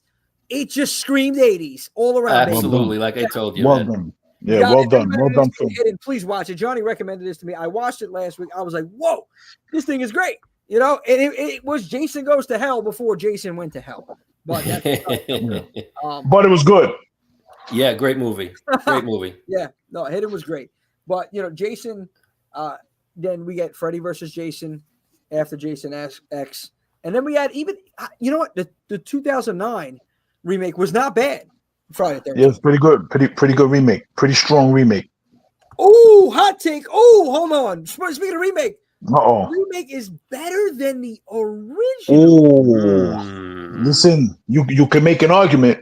You can make an argument. Wow. Interesting. I think. Yeah, I guess it. Go ahead. I'll talk. Go ahead. No, get you. Yeah. No, I was just thinking. I think a lot of people are going to be upset at that because a lot of people tend to just love the OG films because they are the original film. But when you break down the film and you see the acting and you see the story and how it's put together, you maybe realize like, wow, this movie is better than the original. Unless the remake can show a different side of the character you didn't see in the original. That's where I could see where, and then it would appeal to that newer generation where there's a side of that character not present in the original. Yeah, facts. Yeah. Jason did hold the 80s down. He was coming out almost every year. Yeah, he did. Only Jason conquered Final Frontier Space. The backstory. And I will confess, Jason X, I did enjoy it. I liked the costume. Oh, yeah. Jason X was cool. Yeah, I liked it. Oh. I know it's not, His name was going to be Josh. That makes a lot of sense. Wow. See, I think Jason X got all of that flack because people wanted Freddy versus Jason. Yeah. And we weren't getting it. We've been waiting. Right. We've been waiting for all of these years. Right. We didn't get it. Yeah. And we finally got it. And I liked it when it came out. It had its issues, but for the most part, once Freddy and Jason got down to it, it was good. Right. It was good. It was fun. I almost feel like there has to be things to criticize. They can't always be perfect. Yeah, in a way, I can understand why his mom did. Oh, absolutely. You weren't watching. You weren't watching. Yeah, 100%. Too busy knocking boots. Poor kid. Oh yeah. I'd be pretty upset, H-Town knocking the boots. Yeah. Low-key rooting for Jason. Yeah. I can see that. We said the remake. Do you guys have a favorite one? Out of the franchise, do you have like one specific that you could say you unanimously? I think Jimmy and I got the same favorite chapter. Go ahead, Jimmy. Tell him. Part 6. Yes, that was like the most fun. I remember I went to the theater to see it when I was a kid, and the crowd was going nuts. It was Jason. And I don't know if you remember the Kenmore on Church Avenue right off of Flatbush. We were at that movie theater, and the theater was going nuts. They were cheering for Jason, like when he was in the lake, and he was looking at Tommy Jarvis, and then he was looking at Megan. He's like, which one am I going to get? Which one? Come on, Jason. You pee. You know. Yeah. And everybody's Jason. It was wild. I was a kid. I remember that. Wow. Yeah. So Swift, you're a fellow New Yorker. Jimmy, you're a former New Yorker. Any other New Yorkers that are with us? Question: knowing the sad state that the subways, New York City subways, are in right now, you know, when Jason takes Manhattan, do you think having Jason in the New York City subway system would make it better or worse? Oh, yeah. I think it makes it kind of like sure. Yeah. If he takes out some of the trash, right, listen, it might be an improvement. I think Jason will definitely be an improvement. He's a lot better than Couldn't get some much of the worse, stuff going on right now. Yeah. He's a lot. Yeah. Let the bodies hit the floor. Let the bodies. That's what's going to happen. And the subway says, speaking of Jason Takes Manhattan, hold on one second. Takes Manhattan or Boston. Listen, you know, it's a guilty pleasure. Jason Takes Vancouver. Get it right. Jason takes a boat ride to Manhattan. So, yes, that's really true. What do we got here? But that part was great when he was walking through Times Square and he kicks the radio. Oh, yeah. Yeah, that was awesome. Yeah. That's what New York felt like back then, you know? Yeah. Right. Yeah. Yeah, what is it? A dead meat slime bag or something like that, right? He said something in there. Yeah. You can get jumped on. Pull out the butterfly knife corner, right, Swift? Right. That's right. No, I like the shot when he walked in the diner. That other dude was big. And the big guy. Yeah, the cook. And typical New Yorkers just sitting there watching, like, what the fuck is going on? I just want to eat my food. I paid $4.99 for this special. I'm not giving it. Yeah. I'm going to finish my meal. Then the waitress, was it the waitress? Yeah. Welcome to New York, you know, with the trash New York accent. Welcome to New York. That was great, man. And then we have somebody's trying to kill me. Let's see. Yeah, like join the club, lady. You're in New York City. Yo, and look, the subway is fair game. Subway is fair. Subway's fair game. Yeah, you're right. Jason will be the least of our problems in the subway. Absolutely. A fun time to ride the subways is that during NYCC. Definitely better. Crowd control. Yeah, NYCC. The whole. It's a cosplay show on the subway. You have a convention in the subways. Yeah. Jason in Manhattan said, "Hey, yo, dog, you're about to say wait for." Oh no! Yo, and then cue the music. Nice. No, because somebody be like, "Yo, well, why are you staring at me then? Why are you staring at me?" Just saying some things. I think it would be something. I mean, that would be the best. Listen, if you're to follow, best TikTok to follow. Just Manhattan, TikTok. Just follow him around. Somebody's gonna do it. I tell you, somebody go out there and play Jason until somebody gets hurt and then it's over. But lawsuits start. You know, it's. I love it. How do you serve a lawsuit at Crystal Lake, right? We don't talk about that around here. It's Camp Blood, Crystal Lake. It's Forest Green. Remember that, John? No. Forest Green. Enormous Green, Forest Green. Oh man, I just Friday 13th. This franchise, Jason Voorhees, iconic. No matter what, whatever happens. Eventually, they've been talking about this Crystal Lake series for a long time now. Still hasn't come out yet, but you never know. It's only a matter of time, and it's only a matter of time before they create another Friday the 13th film. And the same thing with Nightmare. But as fans, I know I don't speak for myself when I say we're waiting.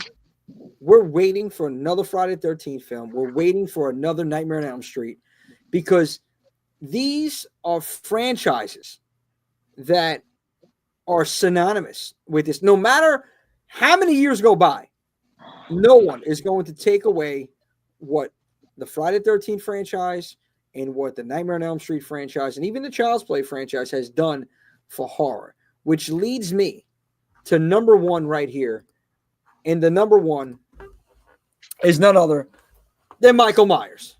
Wow. Okay. Making number one. And I know some people. I get it. Some people look at the list. They're like, "Well, this is a typical list." We've had some very interesting picks from different people at different spots on the list. Pinhead was thrown in the mix. I mean, there was the Jester from Puppet Master. I mean, we had some really unique ones. Candyman was up there. But these We had Godzilla in there. We had Godzilla. Yeah, Godzilla was in Godzilla. Yeah, Godzilla was in Oh there. man. But Myers Yeah.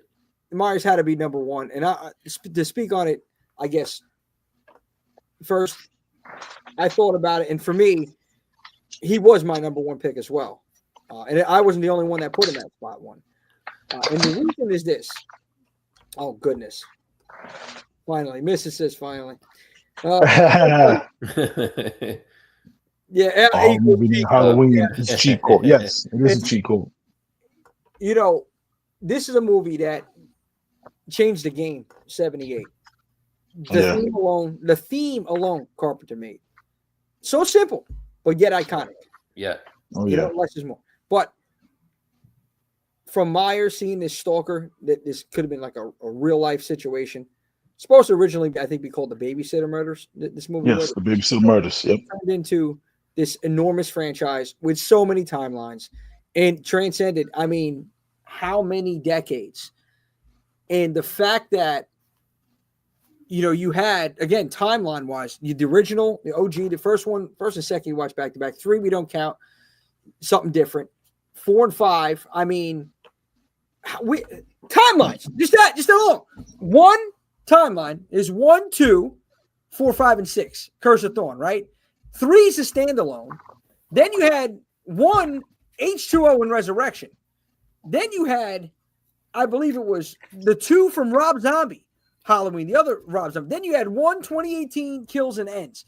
So many different timelines here. But yet at the end of the day, Michael, and he's transformed, he's changed over the years. It's a staple. And the name alone, the Halloween name, and the music, and it's just synonymous with horror. It's synonymous with the genre, and everyone knows who Michael Myers is. Yep. No matter who you are.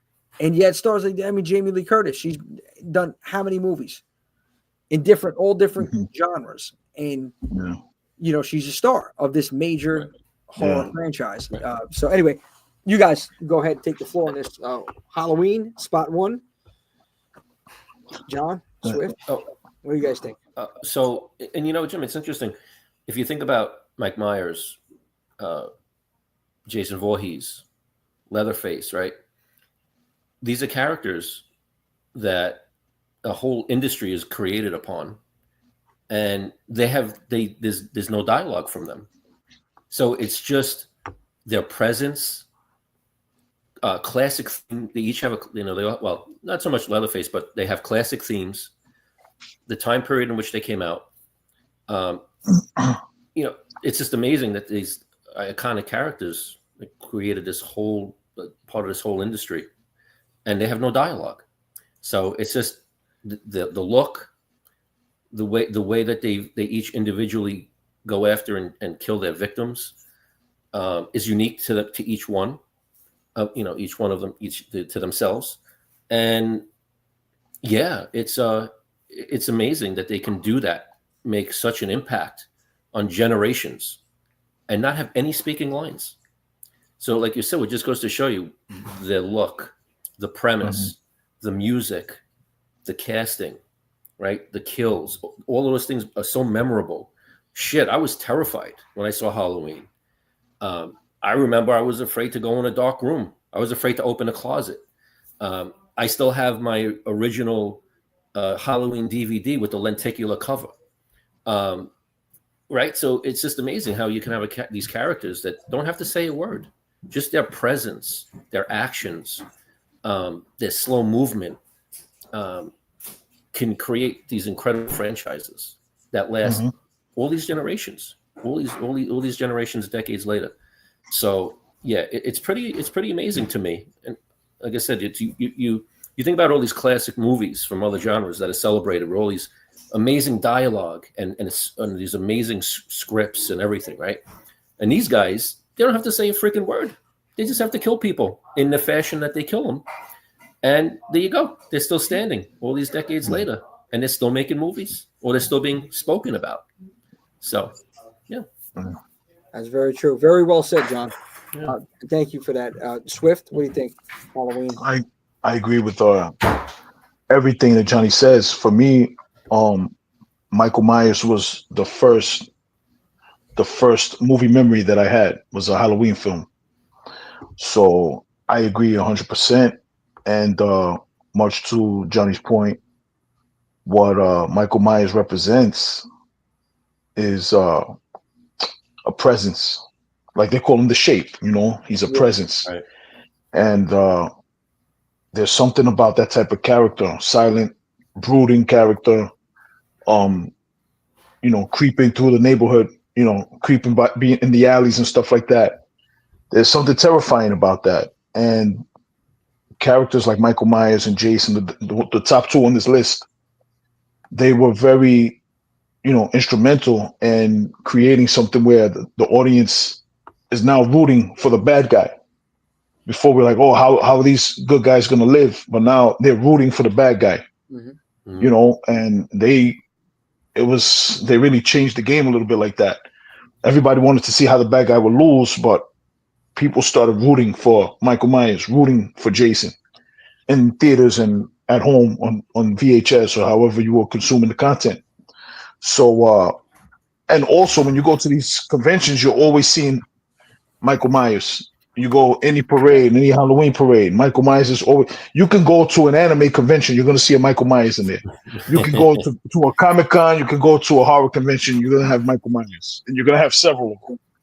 So that speaks to what he meant to, to horror as a genre, comic books. So many, like you said, so many different timelines. He's a character that everybody wants a piece of, and every creator, any creative person wants to do it. Like you look at Kenny Powers from Eastbound and Down. Him and the name escapes me right now. I know their names, I just can't think of it right now. When they did the Blumhouse trilogy. Yeah. Like these are comedy guys, these are comedy writers, and they had to get a piece of Michael Myers. They're like, yo, we love this character, we love the franchise. We want to put our take. We want to, give the world our take of this character because we think we could do something cool with it. Rob Zombie, the same thing. Oh, listen, I think I could do something cool with this character. This is a sick character, dope character. I think I could do something cool with it. Check out what I got to say. Everybody wanted to take. Right. Everybody wanted a piece. Right. Absolutely. Mike. Yeah. Jump on the bandwagon, right? You already got a successful franchise. And if you guys remember how The Mask came to be with Mike Myers, do you remember the story with William Shatner? So and I never knew Captain Kirk. Some years ago. Kirk. Yeah. They remember the story was, and correct me if I screw this up, but there was fumbling around last minute for The Mask, and one of them ran out to a store or something, and they ended up picking up a William Shatner. I don't know if it was whatever the mask was, but it was of him. Yeah, it was Star Trek. Yeah, Star Trek mask, and then there you go. Yeah. And it's funny when I didn't notice until a few years ago, and I was like, oh, like once you get that light bulb moment, like, oh shit, like you're staring at it all of these years, and you never make the connection. And then I'm a little slow sometimes to connect the dots, but. And then when I heard that story, I was like, "Oh my goodness, how did I not realize that's William Shatner's face?" Yeah, all they did was they spray painted it white. They ripped off the sideburns. I think they ripped off the eyebrows, and they widened the eye holes. And that's William Shatner. They spray painted it white, and who would have thunk spray painting that mask white would give it such an iconic look? It's such scary, that's a look of fear. Yeah, like who would have thought that? A blank, pale, emotionless face. Go ahead. And it's true, like you said, Fizz, like that. Sometimes that presence, lack of presence, kind of like in some of these movies where there's the antagonist is never seen, like Final Destination, movies like that, where there's this it's omnipresent, but you don't see it. Yeah. Talk about a total mind screw, right? So it's like like I was thinking about that with this new movie coming out. Like imagine that, Freddy. Okay, you go to sleep. If you're awake, you're good. Mike Myers, you got to keep an eye out for him. Stay away from Crystal Lake, maybe you'll be okay. But Final Destination, something like that, where it's this presence is like I said, it's omnipresent. It's all around you, but you never see it. So stuff like that, to me, that sometimes that's even worse than seeing a physical antagonist. You never see the evil, and so sometimes that can even be worse. So look at the Final Destination franchise, right? There's the whole franchise based off of an evil that you never see. You never see. Yeah. And so anyway, so in these movies you see them, but you still never really know. Like I never really knew the true nature of Mike Myers until many years later. And so, I mean, Jason Voorhees, you kind of you understand how that all works, and then same with Freddy, you kind of understand, how he comes to be. But yeah, so anyway, so just a little. I'm gonna get some of these comments momentarily though. Real quick. They're sounding off up in the comment section. Let's get to them. Yeah, let's check them out. All right. Mike Myers should be one and only number one horror icon. And Mrs. says, okay. Number one in your opinion. I'm not mad at you. Man, no. That's number one, but I think I'm going to log off for tonight. Thank you so much for coming in. Thank you so much, Ray. Appreciate you. Let's see. Under the floorboard. I'm not gonna lie. Should be on the.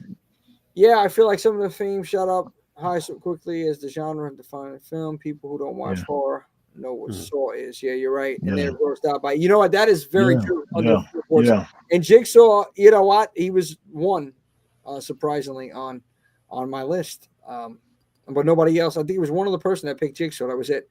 But it was like number 5. So it ended up making the list all together because we have like over 10 family members that sent in. Well, John, I know you had Freddie. I know that right away, but you didn't send.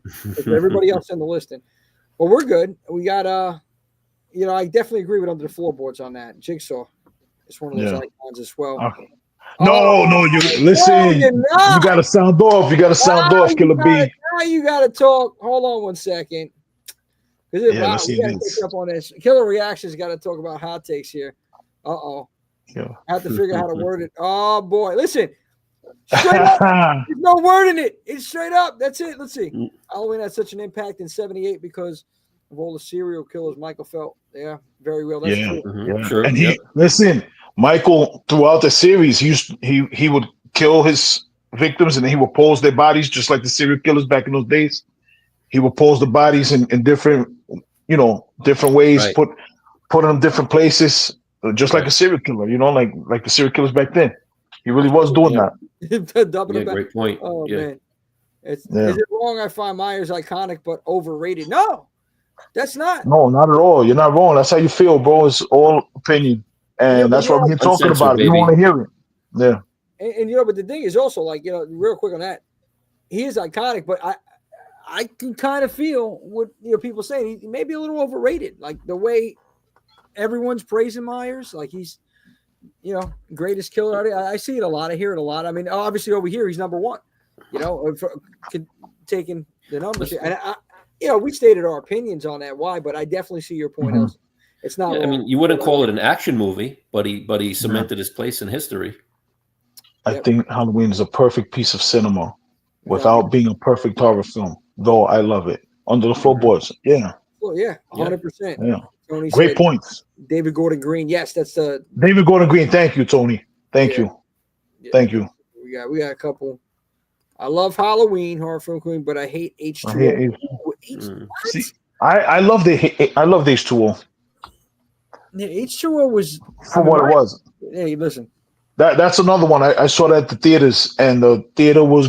I went to Canarsie Triplex to see that, and the crowd went nuts. They went bananas in that movie.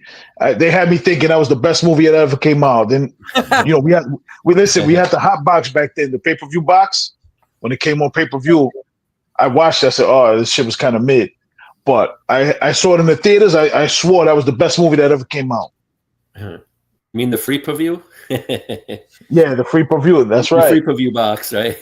Horror film queen. I just never liked setting. Oh, the setting. Yeah. Okay. Is that weird? To me, it didn't feel like I was really watching a Halloween film because of the setting. I don't know. No, that makes all the sense in the world. They took it, she had moved away, everything like that. And It was at the school, at the boarding school, or across the country. Mason. Yeah, It I mean, does. It wasn't how you feel. I feel the same about Scream 3. Yeah. Setting is everything. Do you guys like season? Yes. As a film, yes. As a film, yes. But I see Season of the Witch like I see Halloween Ends. We didn't ask for that shit. You don't. Yeah. You know, don't. We want Michael. Give us Michael. You know, and that was the problem with these films. But they weren't bad films. Franchise, yeah, not a bad film. I agree. Yeah, it makes a lot of. Yeah, no, that's true. Yeah. Season of the Witch as a standalone movie, it's great. Which is what it was supposed to be, an anthology. It was supposed to go the route of the anthology. Every what do you call it? Every Halloween coming out after that was supposed to be a different Halloween story. But people wanted Michael. Right. They don't watch H2 again. Nah. Film Queen, listen, it's subjective. You like what you like. You don't like what you don't like. It's that simple. There's no right or wrong. Listen, I didn't like it as much as I liked it in the theater. I love H2O, but I understand not liking the setting. It don't hit the same. Yeah, facts. 100%. Yeah. Well, I think the experience you had, Swift, was better. With the fans. Yeah. Absolutely. I mean, I say it's subjective, but Bruce is this is a no way. But listen, as a film, that's an argument. No, it's not, Swift. No. Listen, take the title Halloween 3 away from it. No, as a film, okay. Let's call it Season of the Witch. That's it. They're coming for you guys right now. The bottom line is there's no way 3 is better than 4. Okay? I don't know about 5 and 6. A little shaky on those two. Even though I love 6's like the vibe. 6 is that creepy, that horror, that hardcore horror. That one. Horror 6. Yeah. The story was the greatest. The Curse of Thorn, they got a little weird for some people there. But still, just the vibe was there. 5, I mean, I love Loomis in 5. Let's just say that. He was on another level, and I love, Jamie Lloyd, and Daniel Harris acting in that film, convulsing and incredible. But I can understand, season of it. But there's no way it's better than 4. And you better not agree, Swift. No way. No way. It's an argument. He's making an argument. Listen. We have an argument. Yeah. I listen, I used to love 4. And I still do like 4. I don't love it as much as I used to, but it's still an enjoyable film. But Halloween 3, that's a nice argument. I wouldn't fight you on it. I did ask for Halloween Kills though. Oh, Halloween Kills was sick. I loved Halloween. I saw that in the theaters, and I dreamed about it that night. I loved Halloween Kills. When you told me that, Swift, I dreamed about exactly which way I was going to slice you. Okay, there's no way that Kills. I mean, again, I had to watch it multiple times, and I know whatever. I watched it once, but the thing is, I did watch it more because I saw it at the theater. Yeah, because it was released day and date on Peacock and at the theater. So I went for the theater experience, and then I watched it like the next day on Peacock, and I still loved it. I loved it. No, but you know what? I got to give you credit. Because I was totally against it. I like not totally against it. I like the flashback scene, but I was so pissed off with certain parts of it. I remember. Wow. 18. But you know what? I watched it a few more times, and I said, you know what, Swift, you do have a point. And I agree with you. You made me come around to it. So I give you that credit, which I appreciate, because Michael was vicious in there. And we have not seen Michael vicious like that since Rob Zombie's films. And people could shit on Rob's films, but Michael was the most brutal in those films, man. And then Rob, I guess he was just trying to tell a whole story that people didn't want to know, didn't want to hear. Yeah. That's the question. Yeah. It seems like a big question in these franchises. Do you prefer the newer brutalized version of that character or the original? Guys, I'm gonna have a full Halloween bench every single movie. Yeah, you better take a week off of work. I don't know. It's a lot of movies in that franchise. Listen, Veda, you gotta do that, and you gotta put it online. You gotta let us watch. You know that they say the reason why it The kills. Silver Shamrock. Yes. Oh, Mm. the reason he kills is he's wearing the silver Halloween. shamrock mask. Sick. Great theory. 4 was a hard pill to swallow entirely. It was a fresh idea, but it feels like they realized they couldn't get Jamie Lee and scrambled. Yeah, yeah. She was But so you don't like the vibe? Like you crucial. like the whole Halloween vibe, especially the opening sequence with that vibe, and then you know introduction to Daniel Harrison, some new characters here. Loomis was on 1,000. You have to. Yeah. I mean, the man, just Loomis alone in 4. He comes in. I gotta speak to Sheriff Brackett. I mean, he's a man possessed, and then he's like, "We got it, Michael." You know, it's like he's coming to town. He's gonna kill a girl. He made it. Loomis made that movie number 4. But the vibe, Loomis killed it. Yeah, Yeah, you got to have good supporting actors with a character who doesn't speak. yeah. You're right. Thank you, John. Yeah. I like zombies films, but I like the Ghost Mom with the damn horse. Oh, got you. From Halloween 2, Zombies Halloween 2. Yeah, I agree with that. Was that Sherry? Yeah. So the way I look at the David Gordon Green and Kenny Powers films, 2018, that was Jamie Lee Curtis. That was Laurie Strode's movie. Halloween Kills was Michael Myers' movie. And then Halloween Ends was nobody's freaking movie. Don't even mention, and oh my God. And I think everybody's in agreement on Halloween Ends, or mostly everybody.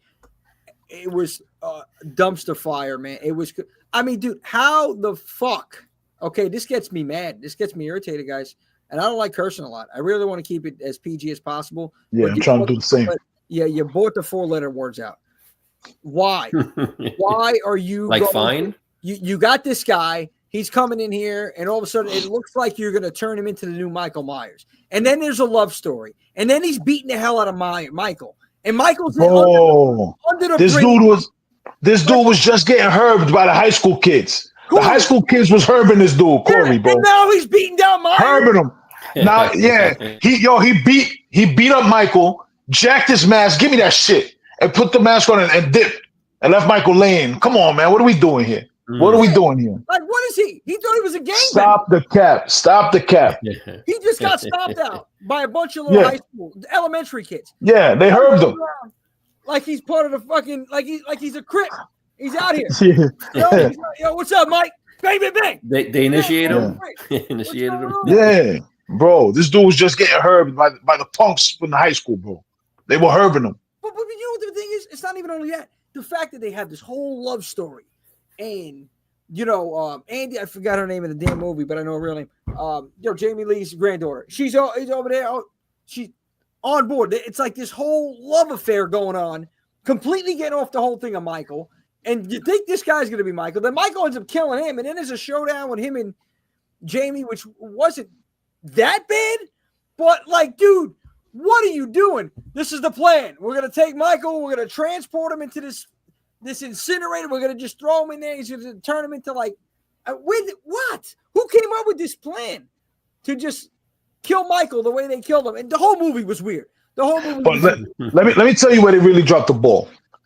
Where they really dropped the ball was the wood chipper. The final act of Halloween Kills. They built Michael Myers up. Oh, listen, you know they built him up where the whole neighborhood was giving it to him, and they're like, listen, you can't beat him with brute force. You know, the more he kills, the more he transcends. They built him up so strong, and you're expecting this for the next movie. Like, oh, this is crazy. You know, he kills Jamie Lee's daughter. He kills Laurie Strode's daughter, kills her. You know, he survives. He kills the whole neighborhood, the lynch mob. He kills them. Laurie Strode's daughter's looking out. She's looking out of Michael Myers' sister's window. Mike comes from behind her, takes her out, and then picks up the phone that Laurie Strode was calling her daughter. And he picks up the phone. She's like, Michael, I'm going to come get you. Then the movie goes off. This tremendous buildup, like, oh, we're going to see the showdown of the century.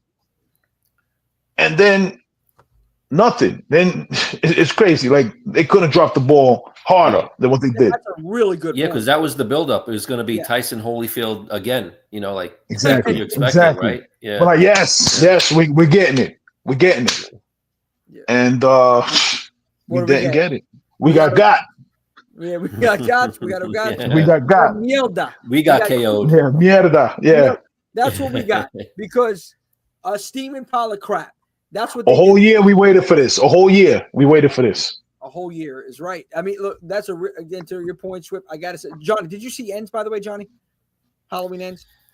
Well, I'll say I saw enough of it. Well, that's enough. Yeah, Well, you listen. You did the right thing and you shut it off. You did the right thing. I saw. Enough is enough. But I'll just say I saw it. Corey. yeah. Corey, come here. Yeah. Yeah, they did. They put him in the wood They chipper. put Mike in the wood chipper. Yes. Yes, they did. Don't watch that. Yo, V, listen, I know you're going to watch all of them again. Don't watch that one again, please. I don't know. What the WTF was that? Got his mask taken. Bro, he got his mask jacked, bro. Yo, give me that shit. Annie up. Annie up, bitch. Give me that shit. That's my shit. That's my shit. Yo, that's what he said, bro. Right. Well, I mean, So apparently Michael was supposed to be in Rob Zombie's Age 2. He wasn't. Wow. That's why everything came out so muddled all over the place. Interesting. wow. I didn't even know that under the floor was. Thank you for that. I never had blue balls so bad. Oh, you ain't kidding. You ain't kidding, bro. I mean, you know what? You think about it, it's but it's what you were saying before. Yeah. The bottom line is, to that point, that build-up. That build-up was tremendous. I mean, I would have correlated. I mean, you know, it's what I would be talking about if I used it like as a wrestling storyline, like the Hogan Sting storyline. So if you know what I'm talking about. Yeah. That build-up, though, the bottom line, just for what? Oh, here's Jamie Lee looking out the window at in my house, and I'm writing a book here, and I'm just going to tell you that Michael in the shape, and what the fuck? No, yeah, it was crazy. I want to see him come out of the hospital, rip the IV out. Mike, you want it? You want it? You're gonna get it. You killed my daughter. Now it's coming off. Now I'm gonna get you. That's it. Yeah. I want to.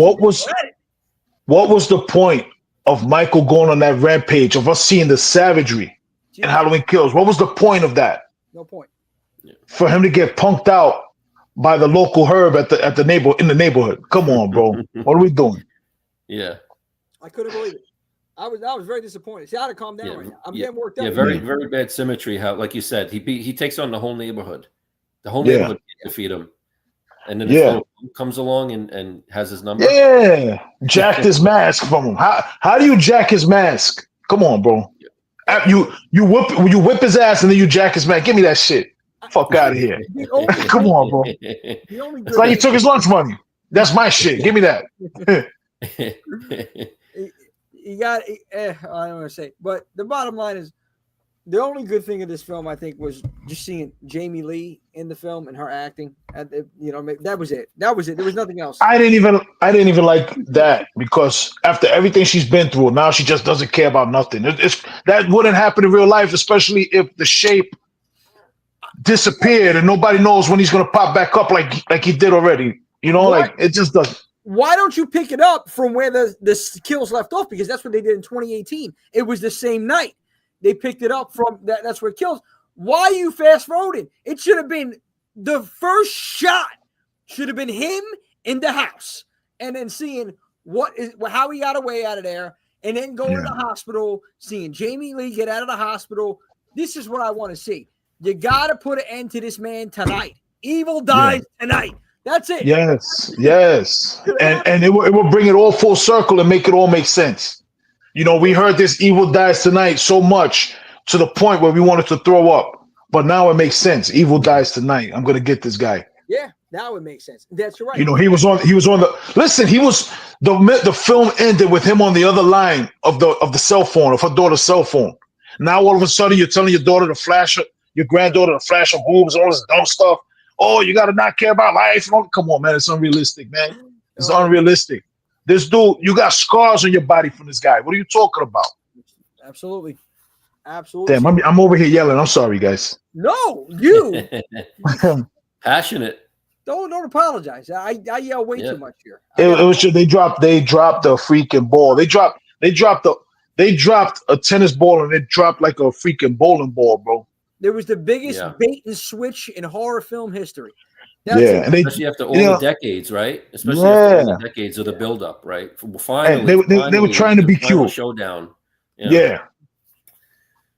I come ahead on some glass, but I'm gonna go beat the shit out of Michael Myers and take his spot. Yeah, come on, bro. I hate it. Yeah, yeah. Ooh, Halloween. So you like Ends as a film, but as well, what it is? They tried to get cute and do a Halloween 3. They like, this is our Halloween 3. They tried to do that. I think I was tired of hearing that Evil Dies Tonight. Yeah, we all will. I swear it was like the chick from Part 1 saying totally. PJ Souls like a million times. Yeah. That's Evil Dead was and Corey. Yeah, it got cringy. Corey was a whining bitch. Yeah, couldn't stand him. Exactly. Now the opening scene was sick. What did Mom say? Go back to that one real quick. Jamie Lee and Busta Rhymes will be in Halloween Doomsday. Oh boy, I hope that's an April Fool. I hope that's an April Fool. Trick or treat, mother. Come on, man. Yeah, come on, boy. Even that. I think Busta that would Rhymes. be better than Ends. Well, I don't know about that. Let's not get too carried away, bro. Yeah. A little worked up on this one. Put Method Man in there. 2018. Yeah, that's how Laurie is. She was a fighter. She trained her whole life for this. The horror version of Kevin McAllister. Yeah. It's Halloween, and she turned into a happy grandmother. Yeah, how do you turn happy? Your daughter just got killed. Your daughter's husband just got killed. All of these people got killed. Yeah. Your friends got killed back in 78. and like you, what are we doing here? She must be on some good drugs. I gotta type my memoir here. Yeah. And I'm typing away here, fucking sitting by the window. I mean, come on, man. How does the woman who has that booby trap house turn into a carefree lady? Come on. Yeah, I don't know. I mean, you know why? This is all really good points about this because, like, they could have done so many things different. And they could have ended it in a way where the fans would have been satisfied. We would have been content. We would have said, hey, if this is it right here, we don't need another Halloween movie. And there's so many things they did with it. You know what they said when they dropped that flick, Halloween Ends? What? You know what they said? What they said? The line you just said. Trick or treat, motherfuckers. That's what they said to us. They tricked us and they didn't treat us. Yeah. Well, they treated us all right. They treated us for a big steaming pile of crap. I mean, that's what you got right there. Definitely a trick. I mean, you know, the rope-a-dope here. We're getting like, okay, wow, I just spent all this money because I'm thinking it's the buildup of a century, and you just let everybody down. And that's why, you know, Danny Kaye was a big, at the end of the day, the cash, they still got paid. Everybody still went to the movie theaters to see this film because of the buildup. The buildup was phenomenal. This is, yeah. Thank you, Tony. Laughing all the way to the bank. Oh yeah. And it's a horror film queen. What were they talking about? They talk about a Halloween show. Yes, they were. Yeah. I don't know what happened with it though. I don't know what happened with it. It was who was A24? Was it A24 supposed to do it? Yes. I think it was A24. And she on here. Yeah. Come on. What are you doing? What are you doing? To the killer reactions, to their point as well, like 2018, man. I personally love that movie, and it's one of my favorite of the franchise, 2018, and how they did that. So well done. And that's what got me behind Kills. And that's why I think I was a little disappointed at first with Kills. Yeah. But then I warmed up to it a little bit. And then Ends, I'm thinking it's going to be phenomenal. And I'm like, this is ridiculous. This is what we got. Bro, but anyway, 2018 to, Halloween 2018 to Halloween Kills. That was Sarah Connor versus the Terminator. And then we never got it. Come on. Yeah. And then we fast forward when the world is already saved. And here it is. Yeah. We missed all the fighting in between or whatever. That never happened. But anyway, guys. I thought it would have been great if she ended up in she ended up in a mental institution from everything. And then absolutely, she has to escape. Right, she gets out to go after him. Oh, Michael was straight Punan in Ends. The shape turned into, yep, absolutely. Straight Poom Poom. Everybody knows Poom Poom. He just never recovered from the beating. Michael in the flashback was, yes. Listen, Tony, whoever played young Michael, well, 1978 Michael in the flashback was moving just like how what was his name? Which part? Michael from 1978. What was the actor's name that played Was him? it Tony? Tony Moran? Or was it Nick no, Castle? Tony no. Moran? Nick Castle. Nick Castle. Yeah, Nick Castle. he moved just like Nick Castle did. Yeah. The guy in the flashback scene. Yep. I love that flash. Those scenes were well done. Yeah, they were. And I like how they brought Lonnie Elam back around and everything like that under the floorboards. Floorboards. Hopping up. Oh man, thank you so much for coming in. Everybody, check out Under the Floorboards. Yeah, we're about to sign out of here as well. So Catch y'all on the flip. Thanks for coming in, man. Thank you so much. Thank you. Appreciate you guys. But yeah, John, I want to get you guys any last thoughts on this one before we wrap up the show for top 5 over here. Final thoughts, Johnny Sparks. You go ahead. Final thoughts. The good thing is you never have to choose. You can, you don't have to have such a narrow selection. You can, like myself, you can love Godzilla, you could love Freddy Krueger, you can love Nosferatu, 1922, and everything in between.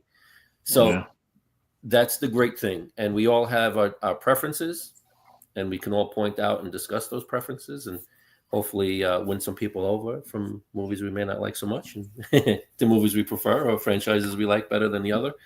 But it's a totally subjective thing. I love that we have so, for good and bad, right? Like we were just saying. Yeah. If every movie was perfect and great and well written and acted and this and that, it wouldn't be as fun, right? So I kind of like the little bit of the roller coaster that these franchises deliver, and all these different versions of these characters. And so because there's eventually going to be one that appeals to everybody or somebody. And so so that's the nice thing. It's totally subjective. Everybody raised great points. Represented and spoke about their favorite characters and franchises, and the fun's just beginning. So can't wait to explore, and we can explore further on this. Like favorite, we should go decade by decade. Favorite films from the 80s, 90s, producers, special effects guy. So we could definitely expand on this quite a bit, and the participation from everybody that was with us tonight. Thank you so much. Thank you so much. It was incredible, all the feedback, and wouldn't be the same without everybody. So you guys made the show so fun. Thank you everybody for tapping in. I'll say this every week. Go ahead, John. Finish. I'm sorry. No, I was just gonna say, but and Jeff, again, thank you for having us all here, and thank you, Swift, of course, for all your incredible input and knowledge. Thank you for coming in, bro. Thank you for joining us, man. It's always great to have you. Yeah, my brothers. Yes, 100%, man. You guys are amazing, and everybody here that tuned in today. I appreciate all the comments. I appreciate all the interaction. That's what it's about. Somebody had asked me also about, like, I think I said this maybe last week because it was last week that it happened. They asked me about, like, when we're doing more interviews and stuff like that. So I tried to, like, today we had Ken on. I reached out. I said, hey, man, you want to jump on and talk a little about Socrates? There he goes. You got to love me. That's it. Man, I can't wait for everybody to see this show. I'm really excited about this. Big shout out to Ken Sagoes. He's a class act. Thanks, Ken. Seriously. Class act. Ken, I've known Ken for about 5 years now. I met him at a convention during pandemic, and we got to talking. And from there, even just like became, I happy to say, friend. He's a friend of mine, good friend of mine now. And doing some work with him and seeing the kind of person that he is, tremendous, man. So I wish him nothing but success, because there's so many people in any line of work, not only Hollywood, whatever, anywhere, that is just, you're full of motives and different things going on. But Ken is genuine. And that's why I want to see this film be successful, even more so. Not only because it's good, but because Ken's behind it, but because of the kind of person that he is and what he does for others. Taking on, like you said, some of the team members, I don't know if you caught that, some of the people behind the scenes were students and people that he put through college, put through school, that he had him on this project to get their feet wet. He's always looking at the youth and the next generation, like one of the stars, Francis film, really promising young kid. So I can't wait for everybody to see this. Again, it's about 35 minutes long. It's going to be a lot of film festivals. not if, but when it makes it to that feature film, it's going to be something special. I know. So I'm looking forward for that. Big thanks to Ken for jumping on today. We're going to have that from time to time, guys. We're going to have different guests on, either exclusively just the whole conversations about them, from time to time, or maybe a little bit of them and then some other topic of discussion like we did today with our top 5. So we have a whole solid month of April lined up for everybody over here. Not going to spoil it. But one thing I will say, gentlemen, shout out to Scott Goldberg, the creator of The Forest Hills, Shelley Duvall's last film. He's going to be joining us the last Wednesday of the month on here to talk about that and some other things, and working with Shelley and Edward Furlong and a couple other great actors on that project. So Scott's going to be joining us here April 30th. And then in between that, we got a couple different things going in the works that maybe, John, I got to talk to you about, something else. And we'll see if that's going to happen on the show here. Yep. But also the interviews to answer that question. I don't know if that individual is still on and watching, but if you are, let me see. I don't even know yet. But either way, if you are, just know that we are going to be pre-recording some of the interviews starting this month. And Horror 365, those conversations are not like this. I love this. Personally, guys, I prefer this because it's more real. Not that the interviews are not real, but like it's organic. It flows. We're interacting with everybody. For those are pre-recorded conversations. A lot of editing gets, overlay it with some stuff. We have, different guests on from time to time, which we will have again. I know somebody was asking about that. That's going to be taken, I think, June. I'm looking at June, around that time, to start dropping episodes. So stand by for that. In the meantime, these lives are where it's at. You guys are amazing. Great conversation today. Top 5 horror icons of all time. Next Wednesday, I believe, I got to look at the schedule. I'm going to pop it up here. We'll see what's going to be happening next Wednesday, because it could be one of two things, depending.